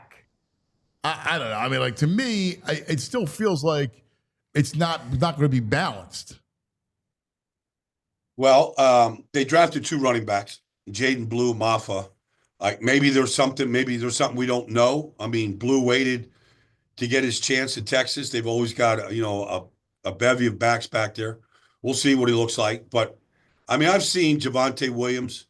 I've seen Miles Sanders. Like, some of these guys just get washed up real fast. Yeah. And both those guys look like they got washed up real fast to me. Yeah, me too. I don't feel like either one of those guys are going to have a renaissance behind what should be a pretty good run blocking offensive line. Who is the Eagles' biggest threat now? Is it Dallas or is it still Washington? Oh, I think it's Washington. Yeah. I think it's Washington. I think the quarterback is special. Even in the game that that Philadelphia won, I mean, Washington put up a good number. Yep. They put up a good number, in years past against the Eagles. McLaurin's always been a thorn against this group. Now, but I think they've gotten better defensively. They've gotten better. They now have legitimate tackles on the edges. We'll see. I mean, what they've done is they've created a great deal of competition within the team at a lot of positions. Cornerback is now highly competitive. Maybe Lattimore finds his sea legs and gets back to playing like he is. They drafted one in the first round. So you look at the tackle situation, the offense line situation, the receiver position. Like they've got a lot of good competition going on. But they won 13 games last year, counting the playoff win in Detroit. I don't know if I'm going to see that 13 wins, but they're for sure a double-digit win team. I think they're the closest competition to the Eagles right now. Where are they? Well, I'll start with the Debo move. How do you like their offense? I like Cliff Kingsbury a lot. Yeah, I've always liked Cliff. Yeah. So just give Cliff time. Give him time. Let him use his imagination. I've told you this story before, but I did a lot of Texas Tech games out there in Lubbock when he was the head coach. And on Fridays, we would meet with them. We'd come to, go meet with the coaches, whatnot. I'd go into Cliff's office. And I built a good relationship with Cliff, over those years going in there. Mahomes was there. Baker was there the first year. But anyways, you'd walk into his office. I've got these whiteboards all over the place. Literally, you'd go in there, and the first thing, before I even say hello to Cliff, he'd be on the phone or whatever he's doing. I just looked at the whiteboard, and I would just look at, I've never seen that formation before, or that motion, and I'm just like, are you using these this weekend, Cliff? Or are you playing around with it? You're toying? He's always tinkering. He's like Andy. He's always tinkering with formations, motions, pre-snap. So I think, to answer your question with Debo, I think they're going to use him the way they should. I think he'll be a versatile running back / receiver, slot, return man. He's a good returner. Austin Eckler's a good returner. I think you'll see a lot in the special teams between those two guys. So I think just give Cliff time. He'll figure a lot of that stuff out. Yeah, he's a terrific coach. By the way, I mean, having him take himself out of the head coaching situation, I thought was huge for them. He doesn't have that. He really doesn't have that ego. It just doesn't. Like he went back to USC when things weren't working out in Oakland, whatever, Los Angeles with the Raiders. And he's like, I'll be the coordinator. He's really a much better coordinator than head coach. Yeah. He should just be in charge of the quarterback and the offense. Yeah. So, Baldy, we do the show a year from now. There was 4 big wide receiver moves this offseason in trades. Pickens to the Cowboys, DK, as you mentioned, to the Steelers. I assume Aaron Rodgers is throwing on the ball there. Christian Kirk to the Texans, and then Debo, as you mentioned, to the Commanders. Who ends up having the best year of those 4? Well, I would say right now, Aaron Rodgers has already started throwing with DK. He's already out at UCLA. I would say that would be the move, since they really desperately need a true number 1 there in Pittsburgh. Whatever they try to do offensively, I would say I'm also banking that Aaron's going to end up in Pittsburgh here. Whenever that happens, it happens. But that'd be my guess. DK would be the move. Yeah, the rumor this morning is Alan Lazard is signing with the Steelers. So I think that's got to come soon. I would imagine it's happening any day now. Yeah. I mean, I don't know. I don't know what you get in him. I mean, all this fanfare and all this. Oh, is he coming? Is he coming? If you're a Steeler fan, you're going, all right, like, what am I getting? I remember, I'll never forget this. I think it was the year after the pandemic, so maybe 21. I'm doing a game in Green Bay. It's Pittsburgh at Green Bay. And I park pretty far away because I like talking to the people coming down Lombardi Avenue. I don't park in a media spot. I park a mile away and walk at Lambeau because I want to take it all in. So, Steeler fans obviously travel, terrible towels, the whole thing. So, Ben's at the end of his career, and everybody knows it. He can't wait to get the ball out of his hands. So Steeler fans are like basically telling Green Bay, we're going to steal your quarterback and go win another championship. They were saying this in 2021. So who knows? Maybe that still has a chance to happen. But, Aaron was on top of his game then. I think he was the MVP of the league, whatever, that year. So, maybe that will come to fruition here. Yeah, I don't know. I mean, I hear you. All right. Now that we're past draft, free agency, all right, and on Friday we're going to go over some win totals for the teams. But okay. I want you to get Baldy's NFC power rankings. Like, do I look at some of the teams that you look at right now? Where are they at? Like, put them in some sort of context. Well, the Eagles are 1. Right. They're the champion too. They get dethroned. And plus, I think they're a really solid team and well built. So Eagles are 1. I would say, I still think Detroit is going to be good. I think I'd say the Rams are number 2, even though they only won 10 games. The way that they played down the stretch 2 years in a row, all the divisions have gotten tougher. But I would say Eagles, Rams, Detroit, and then Minnesota's a well-built team. I don't know what J.J. McCarthy is going to be. But I would say, I'd go this. I'd go Eagles, Rams, Detroit, Washington, Tampa, because I think Tampa's going to win that division for the 5th year in a row. Tampa, Minnesota. And then I'd go either Seattle, because I think Seattle's going to be much improved. They won 10 games last year. I'd go Seattle, or I would go Minnesota. Yeah, that looks about right. I do want to see what Chicago looks like with Ben Johnson. We've seen this 2 years in a row now. A rookie coach, DeMeco Ryans, goes to Houston with the rookie quarterback. They immediately make the playoffs, win a playoff game, go to the playoffs 2nd year in a row. Dan Quinn comes, I know second time head coach. Dan Quinn comes in with the rookie quarterback, goes to the playoffs. I want to see Ben Johnson with Caleb Williams. I'm not down on Caleb. It was a bad year. I don't know any quarterback that would have succeeded with all the turmoil that happened. They fired their defense coordinator 2 weeks into the season. They fired their offense coordinator 4 weeks in. The head coach gets fired. The wide receiver coach ends up calling the play. Like, nobody, you're calling plays. You got the game won in Washington week 5 or 6. They're 3-2, and you're running your backup offensive guard on the goal line.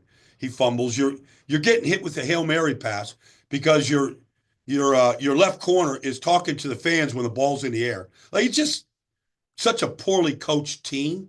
Like, I kind of want to see Caleb with the real coach, a real offensive mind, and an improved roster. Yeah, I completely agree. AFC. Well, I'd go Kansas City. Now who's going to challenge Kansas City? Buffalo is certainly up there for sure. Baltimore is certainly up there for sure. Houston, and then within the division, Chargers. Both Denver and the Chargers both made the playoffs, and I know the Raiders are going to be better. They're just better at the top of this, from general manager to head coach to quarterback. They're better. Running back, they're better in some really key areas. Now, do they kind of beat each other up? I was researching this last night. It's actually kind of unbelievable, because just when you think you've talked enough about Mahomes, you go back and you go, he had 7 game-winning drives last year. 7. And 4 games that they won the game on the game's final play. Like, whenever they have that argument about who do you want in this situation, like, it's not even a debate anymore. The only guy you take is Mahomes, because it doesn't matter if they got a left tackle, if our receivers are hurt, who's injured. That guy gives you a chance. So, like, I don't know, do any of those teams, Denver, Chargers, close the gap on Kansas City?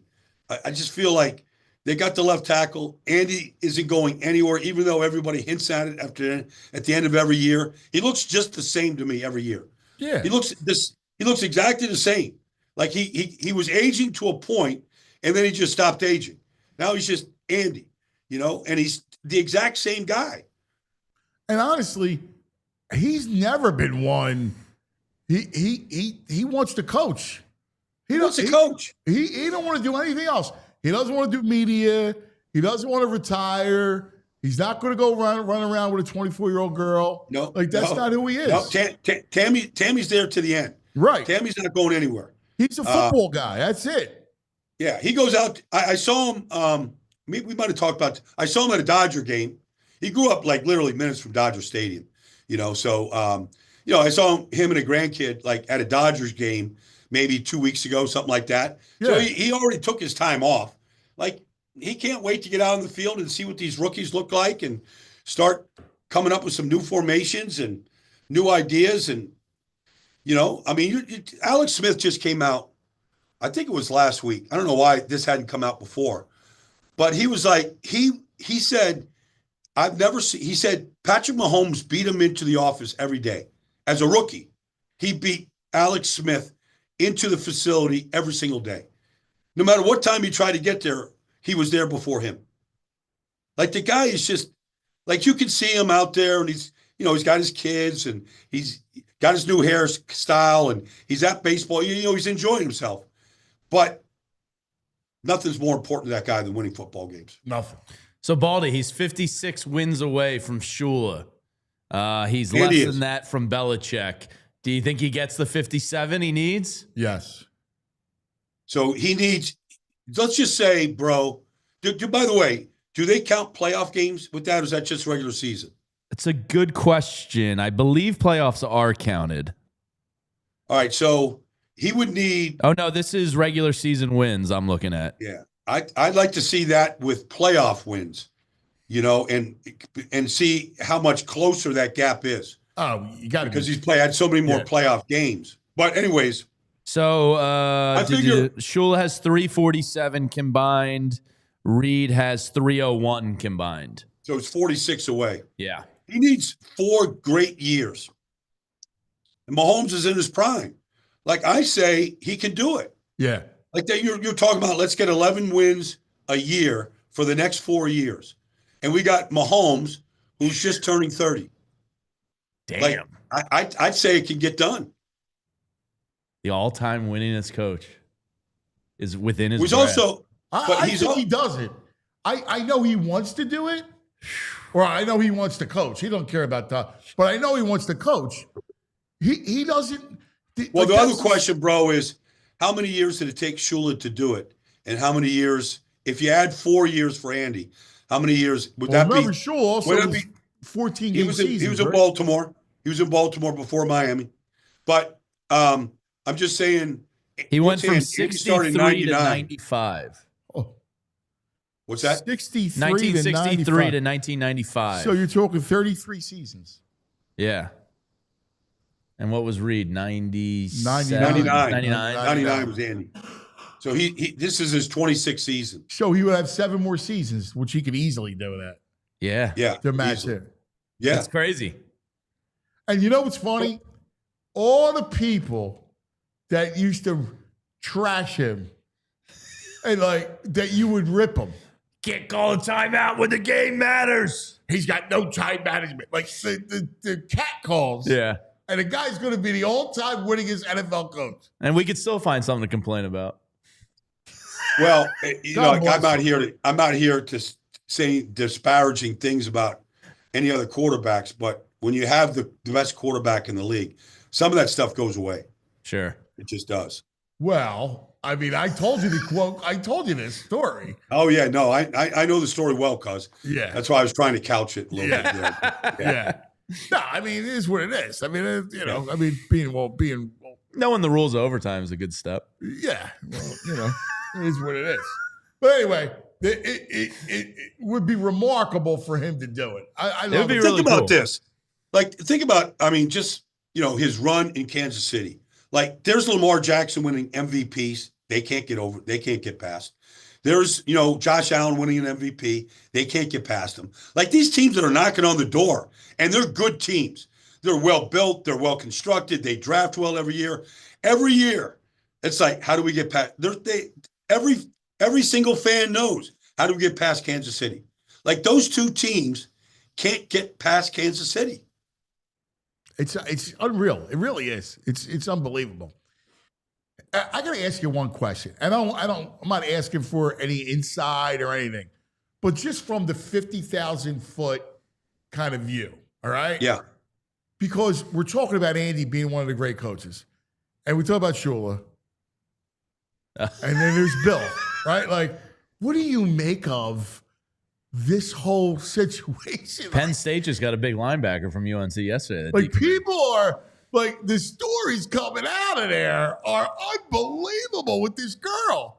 It's crazy. Well, the thing is Bill went out of his way for his entire tenure, okay, in both Cleveland, when he was there for 3 years, yeah, and in New England, of never drawing any attention to himself, ever.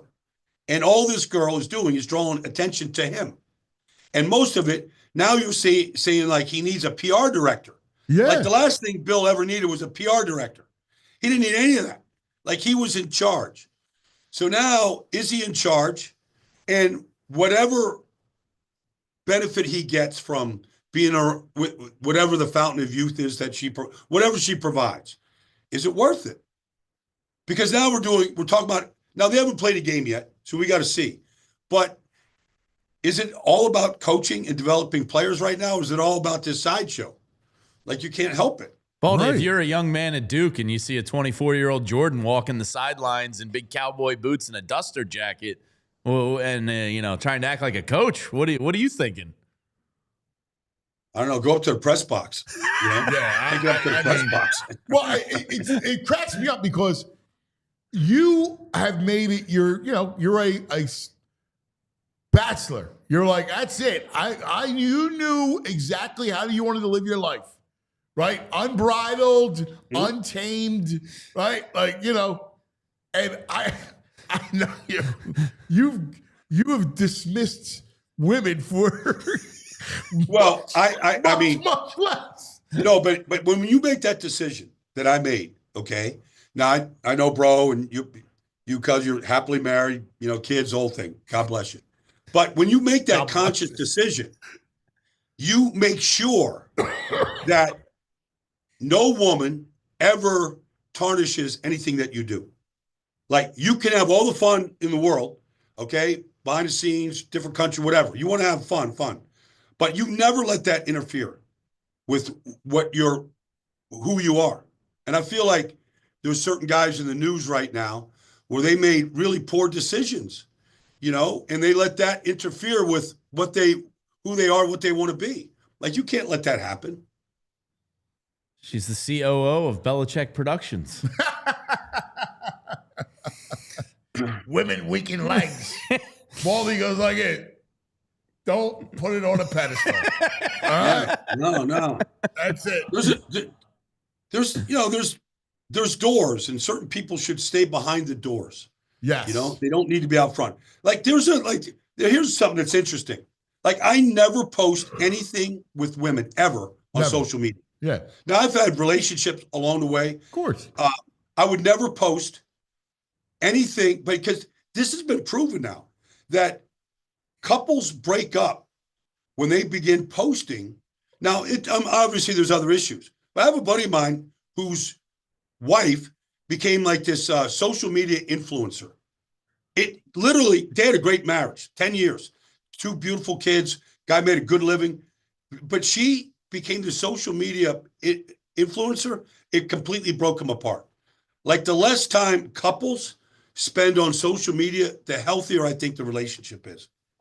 Listen, I think you're spot on. And it goes to every walk of life. Like, it messes you up because what's going on is the endorphins or whatever the brain releases. Endorphins. Right? Like that, you know, you become addicted to it. Like that likes and you crave that thing. And everybody thinks life is all about them. Like, have you met more selfish, self-indulgent people now? Because we breed them through social media. It's not even their fault. It's because of social media. No, it's a lousy part of the culture right now. It is. The group. We always talk about team and being part of a group, and the me thing is, oh my God, I posted this, I did that. It's terrible. It's with you. The ruination of society in so many ways. You know. Anyway, I use social media for one thing, just for football, promotion of football. That's it. Right. I don't use it. Maybe a little lifestyle stuff. It's a great just to have some tool. fun. Hey, let me show you a little bit of the water. Right? It's a great. Yeah, that's it. It's awesome, and that's beautiful. It's when it goes awry and amok is when the problem starts. You know. Yeah.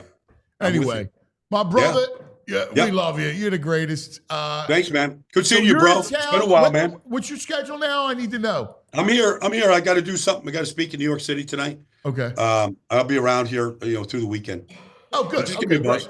Yeah. Oh, great. Okay. That's perfect. I'll see you over the weekend. Okay. Perfect. All right, I'll see you guys. See you, Baldy. On Friday, too. We got him on Friday. Yeah. He's got to get to that vineyard. I want to see the vineyard, man. That's awesome. Yeah. That's great. All right. Let's talk about some of our friends, please. We got our buddy coming in today. Tomorrow.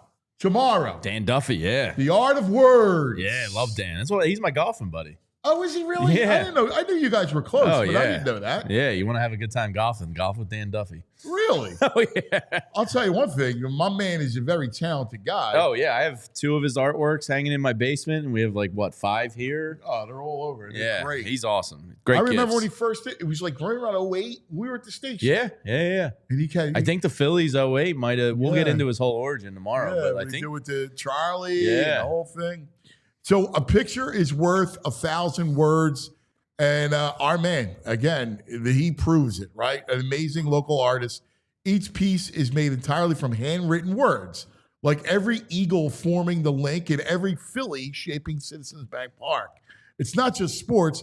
He's captured Boathouse Row, Reading Terminal, the skyline, the shore. These are unforgettable gifts for sports fans, grads, housewarmings, Mother's Day, Father's Day, you name the occasion.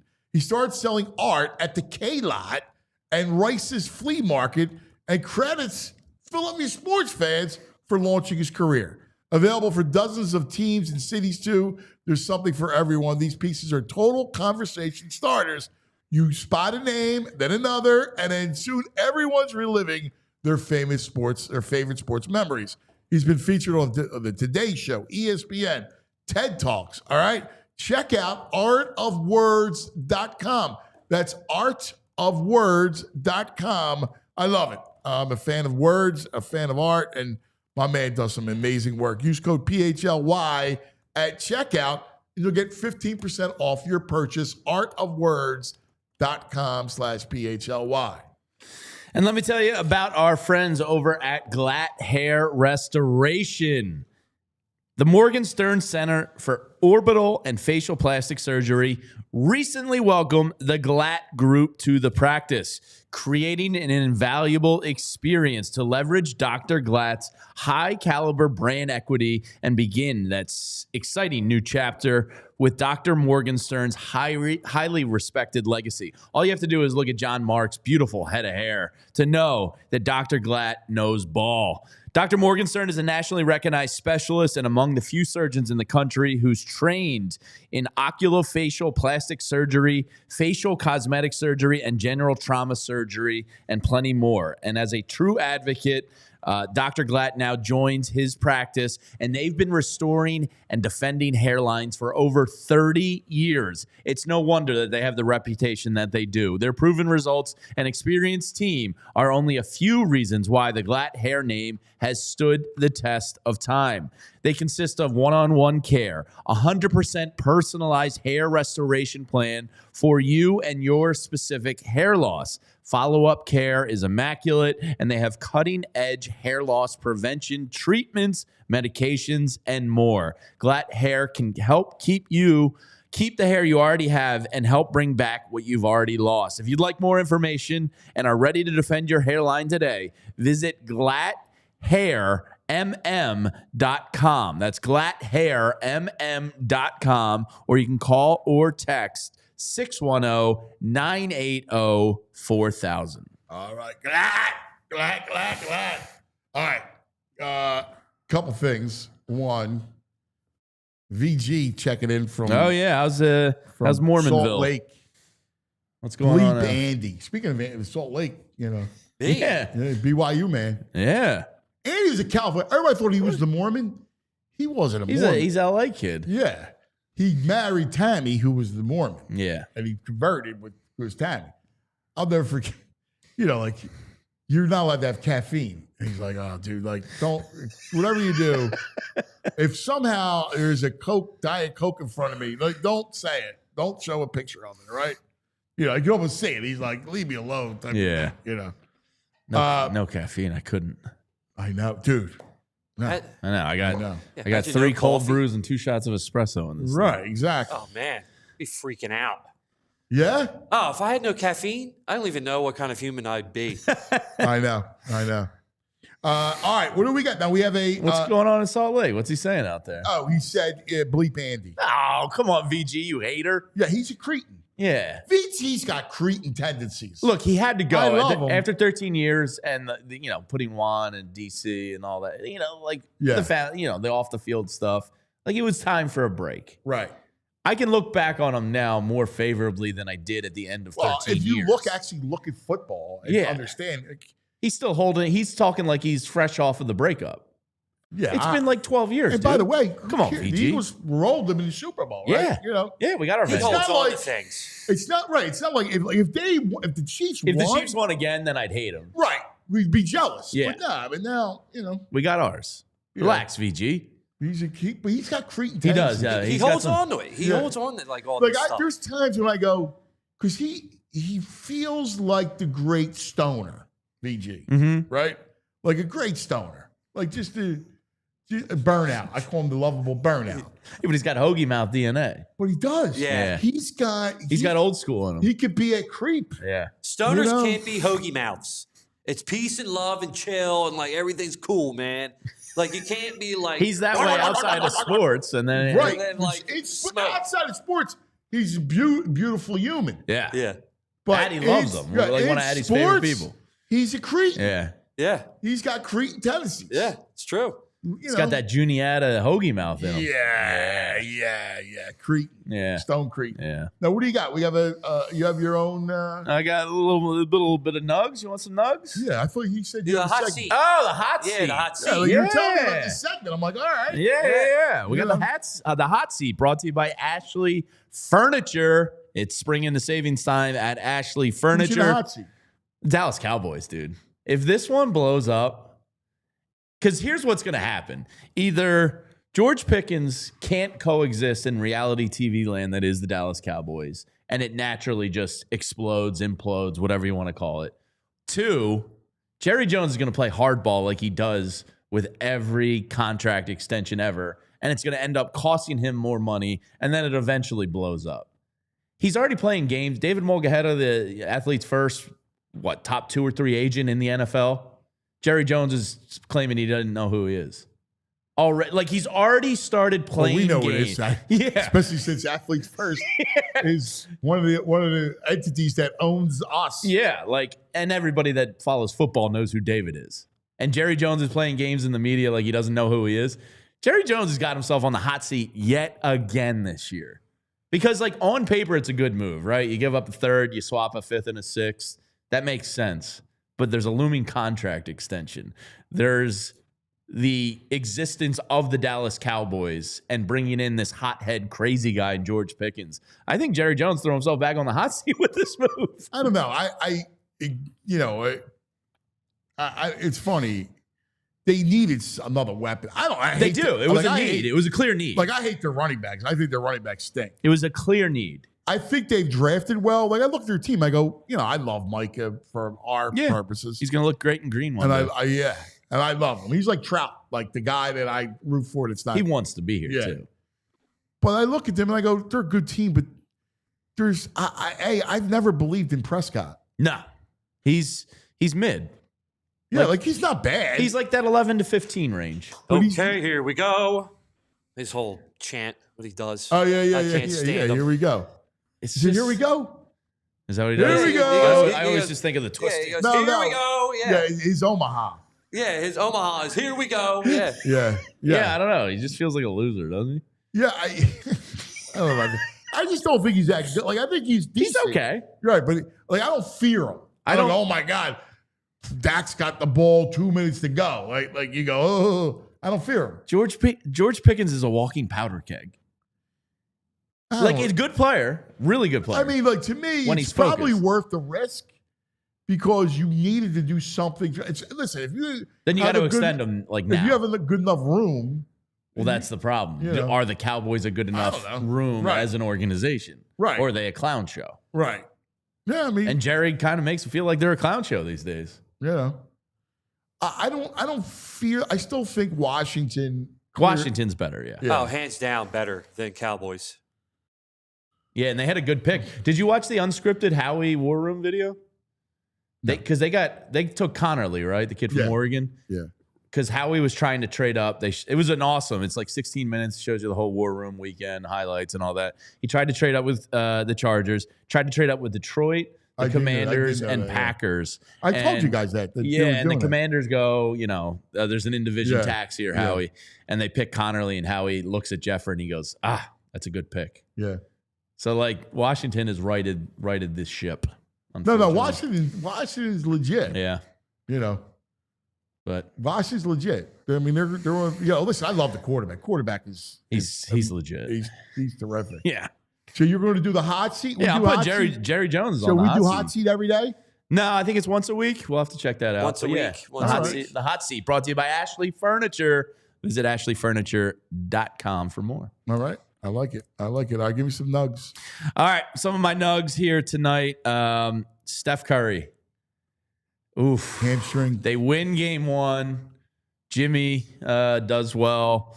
Buddy Hield has a little bit of a game, but Steph aggravates the hamstring here. I'd say they're cooked. Oh, man. Ant-Man did nothing. Yeah. He was 0 for 9 to start the game. He got called out after the game by his coach saying, you're our guy. You got to set the tone. I would expect he responds in game 2. He's a tremendous player. Yeah. But the Steph hamstring injury there. Yeah, it kills him. Because if they can win this series, even though they might not win an NBA title, it really kind of cements his just dominance. Yeah, it's a shame to see that happen in game 1. Better than LeBron. Better than LeBron. No, he's not better than LeBron, but he's damn good. BTL, he says. Yeah, I'll take him over Kobe. I can get him in my top 10. I can't get him over LeBron. Yeah, road teams in the NBA 5-0 in the second round, and all the games have been bizarre, incredible. Well, for the most part, right? Other than last night, the Golden State. But Jokic, Well, they stole the games. Like the Knicks stole the game. The Cavs were up 8 with a minute and a half to go. Dude, these teams can't close teams out. It's unreal. I know. And Brunson. I mean, Donovan Mitchell has, what do you get, 48? He has lost every playoff game he scored over 40 points in. Yeah. Isn't that wild? Wow. He had 48 last night. Yeah. Cool thing. There was an Iverson piece like that, too. Yeah. Sometimes it's, Like you need other guys. You need other guys. Even MJ had a lot of big shots made by other guys. Yeah. Mario Chalmers, LeBron, like that shot. Like you need other guys sometimes. Mario Chalmers. Ray Allen. Mario Chalmers won me a huge March Madness bracket once. Really? And Kansas? and I bought a Kansas hat with the winnings. So Mario Chalmers always got a special place. All right. I respect that. Yeah. The Truist Open is in town right now, and something really cool happened. Tiger Woods Foundation, they're recreating the Cobbs Creek golf course, which was a world famous. Dude, that John Chaney, we used to talk about, he used to play there. Oh, yeah. And, Bobby Jones played there. Yeah. But like back in the day, it was like one of the premier stops. Yeah. And Tiger Woods and the Cobbs Creek Foundation are revitalizing the course. And they're doing a really cool job in the community, too, because my wife is a high school teacher in West Philly. They've been out to the school several times this year, trying to get some of the city's youth involved with the new course, activating the locals to get jobs there, to work with the course, to learn all this stuff. So they're out the other day at the Cobbs Creek. Jordan Spieth came out on Monday, donated $250,000 for a new putting surface at the place, had a ton of high school kids out in the area with them. Unveiled the new putting green there. That's awesome. Truist gave like $750K, but they made a huge donation to the Cobbs Creek Foundation there, which isn't too far away from Flowertown. And really cool stuff to see Jordan Spieth there with the kids, giving $250K out of his own pocket to help a Philadelphia institution there. Yeah, that's great. That's so it was really cool stuff to see. And then last night there was a Ryder Cup team dinner in town. Brooks Koepka got the invite, so the Live guys looks like are probably going to be on the Ryder Cup. Keegan Bradley is the president of this, or the captain of the Ryder Cup here, which is coming up this year. It's going to be pretty awesome. Yeah, I believe. Is it Bethpage this year? I'm blanking on where the Ryder Cup is. I think it's Bethpage. Is it? I think so. Yeah. I got to double check that. But really cool. I would imagine it's Bethpage. Yeah, it's going to be ridiculous. And the guys usually rent houses in the area. So I would imagine a lot of them are staying on the, maybe they go to John George at the top of the Comcast just to kind of flex a little bit. Yeah. But that's pretty cool. That Philadelphia is hosting like probably one of the final team deciding meetings of the Ryder Cup this year. Yeah, no, that's awesome. Yeah, it's a big week for golf in Philly, and it's very cool. He loves it. Yeah. I I get to ride my bike there. I feel like a little kid going to Packers practice. Yeah, no, it's awesome. Like I'm going to be 2 Bloody Marys deep riding my bike there. Golf third. For me? Yeah. No. I can make the case for 4th. Golf or soccer? World soccer.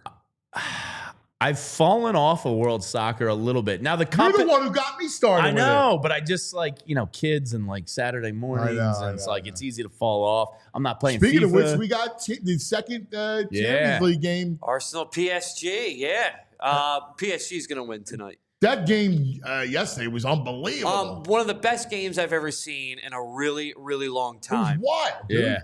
It's hard to keep up with because there's so much roster change. So like FIFA was like my main vein of like keeping up with it, and video games, who's got time for that anymore? So I've just fallen off a little bit. So I would probably have golf ahead of hockey for me, with like hockey and soccer kind of 5th. How about golf, college football? Oh, college football. My man. Yeah. All right. Yeah, I just kind of lump football together like NFL because it's your weekend commitment, Saturday and Sunday. Right. All right, I'm my man. Did you see France too early? Way too early, 2026 mock draft he released yesterday? I did not see it. Oh, dude, no, I it's didn't awesome. see it. I gotta go dive into it. He's got 4 quarterbacks in the top 10. You got to become a diehard to get it. So I don't want to give away everything. Well, tease the quarterbacks. You're fine. Guess you got Nussmeier. Yeah. You got the kid from. I love Nuss. I root for the kid. Obviously, his father was here. He's now with the Saints. He has him going the first quarterback off the board. I mean, he's got a. I don't know about that. I root for the kid. So I will say this: Arch is not in this draft. Right Now, most people think he's going to stay in another year. I think he stays. So Nussmeier's the first one off the board. Then he's got Sellers from South Carolina. Yeah, Drew Aller is getting top 7, 8 love from people. I know he is. That's one to watch. And my prediction. Now I like Aller. You remember I like Aller a little bit too. I love his arm. He's big. He's 6'5", right? 240. He can spin it. Yeah. I gotta tell you, dude. I mean, it is a big year for him. A huge year, and they're going to be loaded this year too. He reminds me of I don't know, man. I'm and the offense, like he doesn't get the chance to just show off a little bit. Yeah, I'm with you. And then Klubnik from Clemson, or the four quarterbacks in the top 10. I hear that this draft might not be as good as people think it is. Yeah. And then he's got the first pick off the board, TJ Parker out of Clemson. Yeah, edge. Yeah. Better or worse than this year? Better than this year, but not I don't know that there's going to be 4 in the top 10. I'll take the under. Wow. Well, look at the teams that are probably going to be in the top 10. The Titans kind of punted on that, right? So they're probably going to need somebody. The Browns are definitely. No, listen. Well, I shouldn't say definitely. You always need quarterbacks, but are they worthy? Like, we'll see. Yeah, the Browns are going to have 2 top 10 picks potentially. Yeah. You know, like as long as Arch is in there, Arch is legit. Arch is number 1. Yeah, but he can make probably $8 million. Yeah. In college, it's like you can take a pay cut going to the NFL now. So it was a pretty cool article by Fran. You can check it out on allphly.com. Become a diehard to get full access to all the guys writing. Fran's the best. He is. He did an event last night. Yeah. We had 45, 50 people up here. Unbelievable. Yeah, he did the film session of all the draft picks. He's the greatest. Yeah. He's a beast. He's awesome. I freaking love that guy. All right. What do we got? Overtime? We got overtime. Because we got a couple things left, right? I got a back in the day for you. We need a back in the day, I think. Yep. And the Nugs of the day, of course, brought to you by Golden Nugget Jewelers. Yes. Where Philly gets engaged. Doesn't VG sent you a nug? Something about an usher in Pittsburgh? Oh, did you see this fight? No. If you have it, for Andrew, if not, dude, I'm assuming the only thing that elicits this reaction is a racial bomb dropped. Because wait till you see this video. This is wild. Really? Yeah, at PNC Park. I guess it was Sunday it happened because it looks like a day game, you know? And you can't see because it's shot behind the one guy, so you can't see. They're just kind of face to face. Here it is. Put it full screen, Andrew. So you can't really see what he says. And I couldn't hear him on the video I was watching, so I don't know. But like, so the guy in the white there is a security guard at PNC Park. I gotta tell you, that's where these kids are just clueless. I mean, that kid looked kind of way too old to be doing that. I know. You know, like, that's where these people are delusional. Like, what are you doing? Like it's the same. Like that dude, is a troll on social media. Oh, definitely, yeah. Right? Like that dude's some sort of troll, and that's what he deserved. He deserved to get his ass kicked because first of all, the guy let him go way too long. All right. Yeah. I mean, the guy was out of line. You could just see. You don't even know what's said. He's in his face. What do you have to go? That's not right. If chest to chest with a security guard for? Like, what are you trying to do? Yeah, what are you gonna win? What are you gonna prove? Like, just walk away, dude. What's wrong with you? Yeah. And it's amazing because he's provoking him, and look what happened. You got smacked. Yeah. And embarrassed because you have all these people. The phone thing is unbelievable. Like, they just video everything. Oh, yeah. Yeah. So people should be jumping in going, get the hell out of here. Oh, yeah. Like that, instead of videotaping something, jump in and save it. Yeah. I've seen videos online of people like in serious need of help, and there's like a crowd of people just videotaping them. No one's reaching out to help. They're all just sitting there videotaping them. Yeah. It's like, what kind of world do we live in, man? Help them out. Well, that's the downfall of society, is when you have that. Sad. Yeah, it is sad. It's terrible. It's actually awful. Yeah. That's a pretty crazy story. Yeah, VG's all about that. Yeah. Like, he loves that stuff. He's a TikTok teen. He loves that stuff. Yeah. You know what? I'll be honest with you. It's salacious, and I get it. Yeah. But it turns my stomach. Yeah, I hear you. I'll be honest with you. It turns my stomach. My kids, I know. like, dude, someone, you don't act, how many conversations I had about acting right? Yeah. Crazy. Yeah. All right, what's our back in the day? Back in the day. We're going back. We're going back. We're going back in the day with Rite Aid. Yeah! And on this day in 1986, some big news happened with the Philadelphia Phillies. Do you recall? 1986. It's May 86 is, wow. News? Is it Michael Jack? No. Is it, give me like a ballpark. Is it an achievement, a feat, a trade? 2/3 of the world was water. The other third Barry Maddox retired on this day in yeah. 1986. Yeah, you know what's nuts? Guys used to walk away during the season. Yeah, so I guess he gave it a couple games, you know, Yeah. like 35 games, 30 games, whatever, and was like, I can't do this anymore. Yeah. Sad. Yeah. Wow, Gary Lee. Yeah. Gary Lee Maddox. And also on this date in 1994, one of the more iconic NBA scenes ever. Okay. Is it the fight No. at the Garden? The Malice? No. No. It's a playoff celebration. In 94? Playoff celebration? An RIP to the gentleman that was at the center of it. I don't know. Dikembe Mutombo becomes the first 8 seed in NBA playoff history to upset the Seattle Sonics. And remember the celebration on the floor? He's got the ball at the buzzer and the fingers are going up. He's laying down and the Nuggets all swarm him. For some reason, that's like tattooed in my mind. I think because I was a huge Sean Kemp and I love that Sonics team. Like that was my NBA jam yeah, they team. were cool, yeah. Yeah, they were real cool. Yeah, Detlef yeah, and yeah. Gary Payton. Yeah, GP. And Dikembe Yeah, and the that was Nuggets awesome. became the first 8-over-1 seed in NBA playoff That's history. cool, man. Yeah, 1994. Speaking of NBA, did you get my NBA on NBC, Nug? I threw you the Nug last night. That's creepy. I'm So, out on that. Are you? Little This is bit. an interesting conversation. A little bit. It's a I'm out. conversation that you're going to see more and more and more. Yeah. All right? Because as AI proliferates, Not Allen Iverson. all right, as it proliferates our society, you can now recreate deceased people, their voice, their images, their likeness.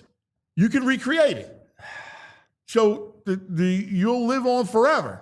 That's weird. It is. And they're talking about that there's enough Robert De Niro footage, like movie, like that you could make a movie of him at any point. Just of like B-roll. Yeah, just, you could, you'll be able to create his movements and I'm his out. speech and everything else. I'm out. And not splicing together stuff, but actually recreating it. It makes me so uncomfortable. I know. And listen, this is where the robots take over. It's too much. It's too much too fast. Dude, they're talking in 10 years, we're going to be unrecognizable. Yeah, I don't. Yeah. It's frightening. I know it's frightening. Yeah, I'm very uncomfortable with it all. Yeah. Do you have that? Trying to see if I can find the video itself of the sound. The NBA on NBC It's in the text I sent you. It's in Apple News. I can't open it up from here. Let me see if I can find Apple it. Views. Apple News. Oh, Apple News. It's a phone link that All right, sometimes hard to translate. I'll forget it. I'll just tell the people what it is. So if you remember, we're speaking of 94, in the 90s, the NBA was on NBC. Yeah. The round ball rock, John Tesh. Yeah, and what was how'd it go? Dun, dun, dun, dun, dun, dun, dun. Oh man, I'm not the VG musician. Basketball. Yeah, the SNL skit. Yeah. Do you ever see the skit where John Tesh is in Europe and he's telling the story about how it came to him one night at like 2 a.m.? No. Oh, you'll pull this up. John Tesh creates Round Ball Rock.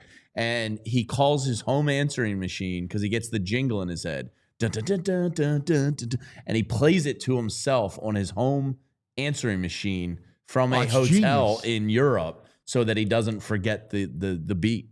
And that's how Round Ball Rock was created. Wow. And it became like, the best sports theme of all time. Yeah.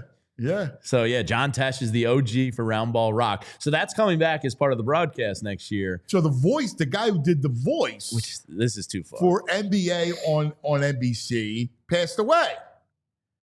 So they have AI generated his voice to give you the whole introduction to the NBA on NBC. That's weird. Like we can't find a new guy? Like, is it really that bad to give somebody else a chance? But I get it, though, because here's the thing. It's a big deal, right? Like, first of all, they overpaid by $1 zillion. Yeah. But they want to recreate this moment. Which I get. Are we getting inside stuff back, too? Which is cool. Bring Ahmad. Yeah, give me Ahmad and Summer Sanders back together. Right? Like, so I get it. Worst taste and best men in history of the world. So I get it. OJ and Kaz. Come on, Ahmad. It's an all-time worst best men ever. OJ and who? OJ and Cosby were his best men. Really? I think this is him talking about it here. All right. On Tesh. The NBA is back on NBC. Round Ball Rock is coming back. I would like to start at the beginning. I got this theme idea in the middle of the night, 2 o'clock in the morning, and I called my answering machine, which was in New York at the time. I have the answering machine. Here's the answering machine message. This is a message for me about the NBA theme. Here's an idea. It goes like this.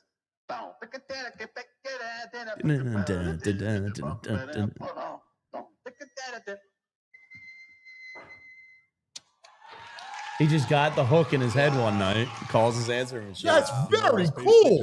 Just took the answering machine and just went, It's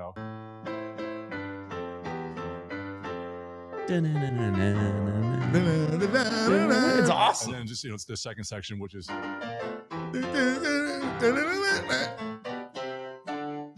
having watched sports and then been in it and been in the control room, and Brent Musburger was there and all the rest of those guys, understanding that the theme can be 2 parts, right? But then there has to be a place for Marv to talk over. And this was this was something, it was like an inside thing. So I wrote this section, which was basically, The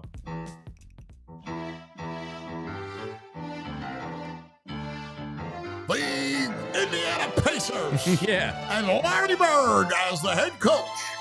So there's not Mark much melody. Jackson. It's just like, it's awesome. Brought to you by, that kind of Yeah. That's awesome. Wow. Dude, that's great stuff. Yeah.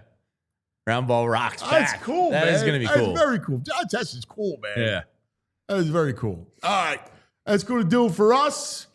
Fun hanging, man. Fun hanging. Indeed. All right, we got another day. After that commute, I feel so much better. Yeah. That was a rough morning. I'm going to go now chase down that dude. Did you get his license plate? Everybody have a great day. We love you. By the way, a little bit of breaking news from your boy Little Cuz. Oh, Mikey G. The Eagles and tight end Dallas Goedert have agreed to a reworked deal for this season. As Jeff McClain first reported, the team had trade offers for Goedert during the draft. He was in the loop, decided to remain with the team, and selfishly restructured by running it back. Huge. That is huge. That's a big deal, Goddard. Big deal. That is huge. Because they were going to be worse no matter how you got it. Yeah, no tight end. Yeah. That's awesome. Because I know that they wanted the kid from Bowling Green. Yes, Harold Fanning Jr. Because Loeffler, the quarterback coach or passing game but they liked him. Yeah. But he had the inside track to him, which doesn't hurt. Yeah, and no, that's huge. Having Goddard back. That's unbelievable. Let's go, Birds. That speaks to their culture, too. The guys take less. That he wants to be here. By the way, because he's like, we're good. We're going to win. He believes they're going to win. And if I put up numbers, I'm going to get a bag. I'll get paid. Yeah, that's great. That's good awesome. news, man. Great stuff. All right, I'm sure we'll discuss it more in depth tomorrow. Have a great every day, everybody. We love you. We'll see you in the morning. All city like the mayor.